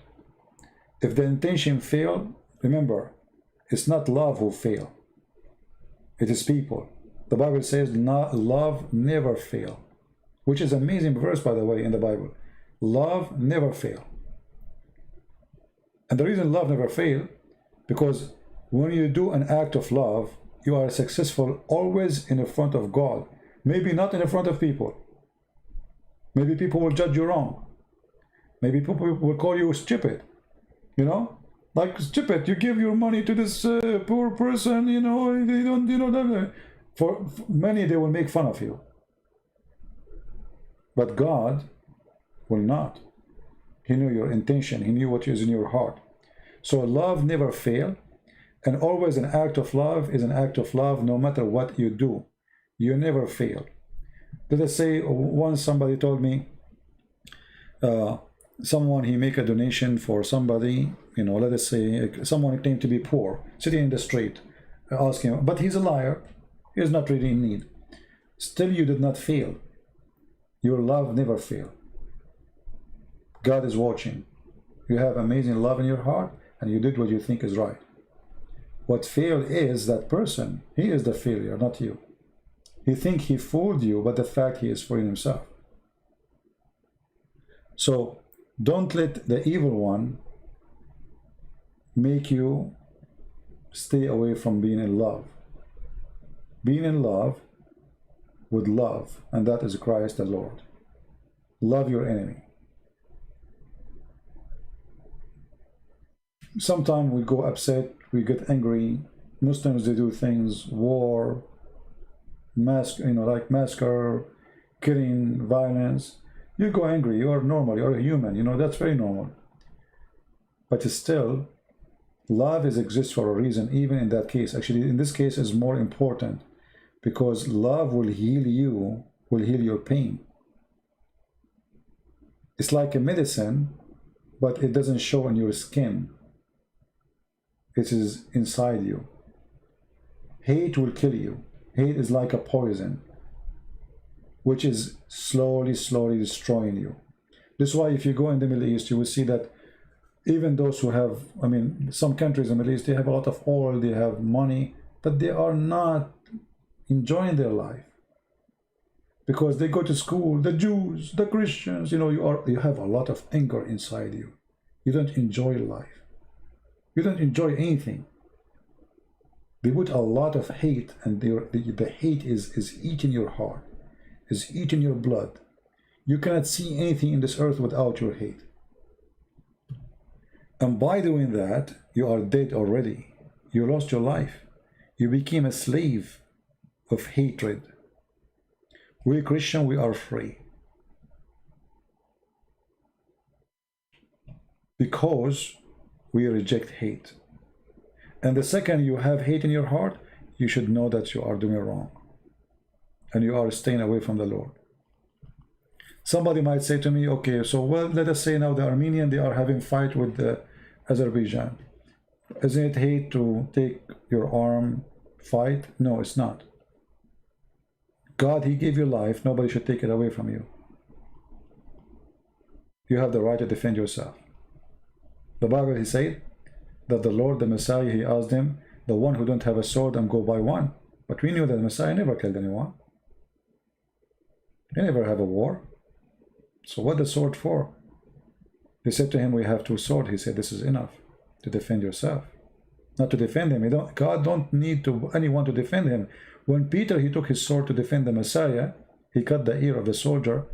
The Messiah, he put the ear back and he rebuked the act. So defending yourself is not an act of hate, it's an act of love actually, because you're defending your land, your country, your family, your mother, your daughter, your son. Evil ones can do harm to them. That is an act of love. Even it sounds like ugly because it's a war. A Muslim, he has the right to protect his mosque. Even his mosque may be the house of the devil, but he should protect his mosque. Why? Because if you don't protect what is belong to you, that doesn't belong to you. You know what I mean? A Muslim should protect his life. If somebody want to kill him, he's a Muslim, so what? He's a human, he should defend himself. And that goes for the Christian, that goes for the Hindus, that goes for the Buddhas. But we don't fight evil by evil. That's what the Bible teaches us. We don't do as they do. That's why the Messiah, he says, love them, bless those who curse you. And we bless the Muslims, and we pray that the Lord, he will open their heart, and we should do our best to fight hatred so we can win more of ourselves and of them to be saved. Because if you cannot, if you don't know how to love, how you can invite anyone? I mean, you're inviting me where exactly? When a Muslim, he says to me, convert to Islam. Okay, well, I will go to convert to Islam. What will you do? Death to America? You know what I mean? And you're inviting me to the hatred party. What is the joy to be there?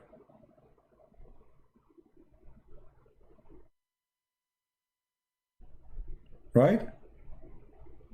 There's no joy in hatred. There's no love. It's hatred. No good.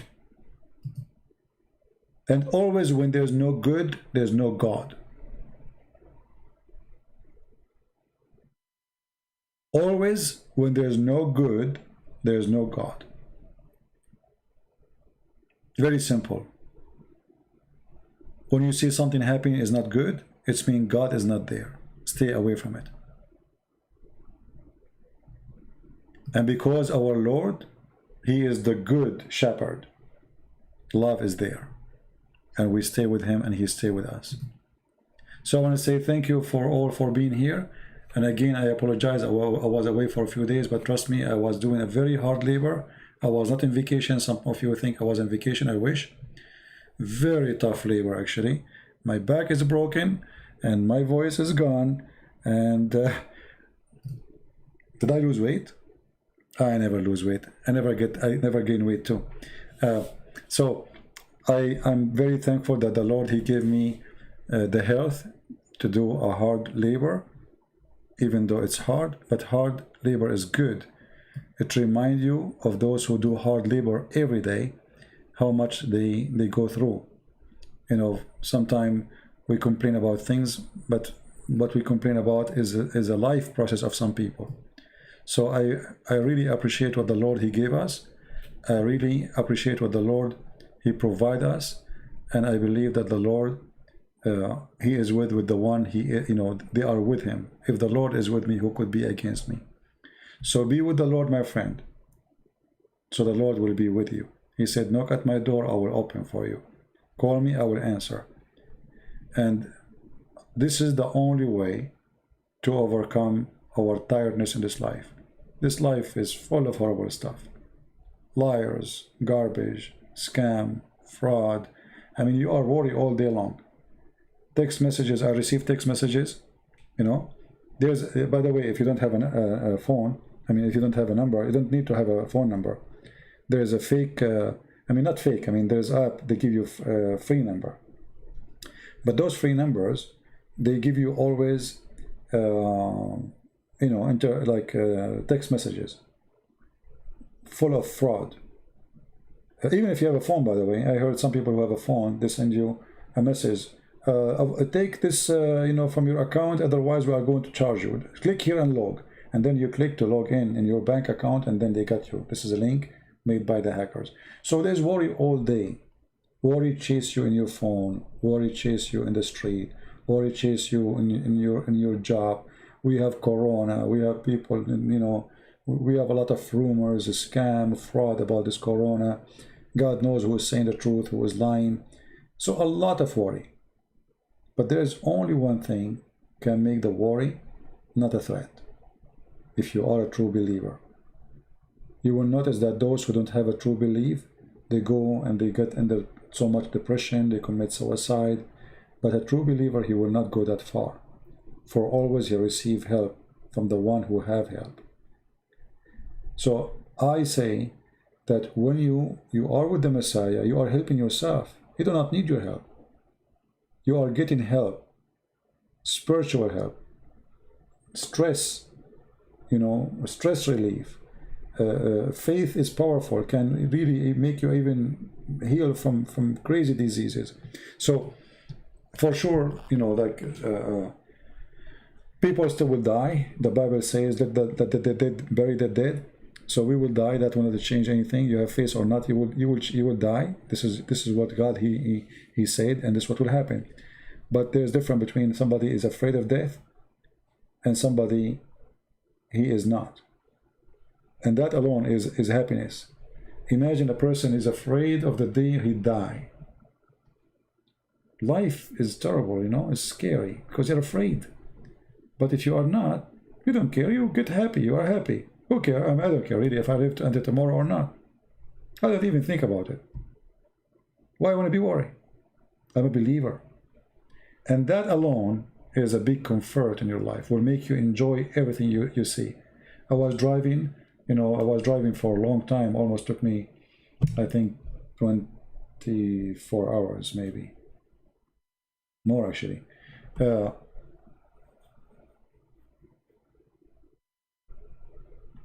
day and a half I'm driving. In the way, you know, I was looking at the cloud, looking at the trees. I mean, it's amazing. Look, it's so beautiful. I mean, God is amazing. But at the same time, there's death in the street. I mean, people drive like crazy. There's people, they go, imagine there's a guy, he came from the side of like the shoulder of the highway. He doubled me from the shoulder. Can you believe it? Almost, you know, like crazy people. So there's death even in the normal street. There's death even if you are sitting in your chair. Even if you are doing nothing, death is there. But a believer, he is not worried about when death comes. For death means nothing horrible for him. If you remember the story I told you about the monk who was dying and they brought a doctor for him. The doctor, he said to him, you have a few hours and you will die. The monk, he had a big smile on his face. The doctor went out and he said, your brother, he lost his mind. He said, why? He said, I told him you would die in a few hours. He gave me a big smile. He said, why you don't go and ask him if he can talk? So he went back. He said, if you can talk, you know, answer me, please. Why I told you, you know, you are going to die in a few hours and you are happy. You sound happy. He said, the monk, he said, I'm waiting for this moment all my life to meet my Lord. And now you are telling me I'm going to see him in a few hours. What do you expect?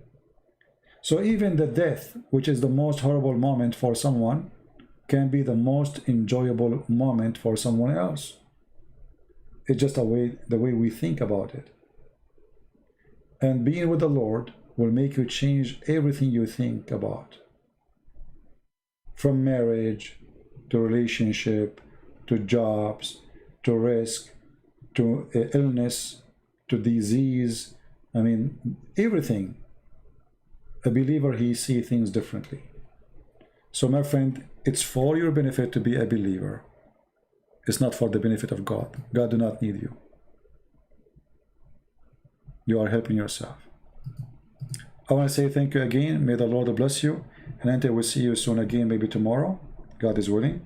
Until then, Christ is Lord, Islam is false, and we are happy for our friend who left Islam today. And I hope soon he will call us soon, accepting the Messiah as his Lord and Savior. Take care, and God bless you. Bye-bye.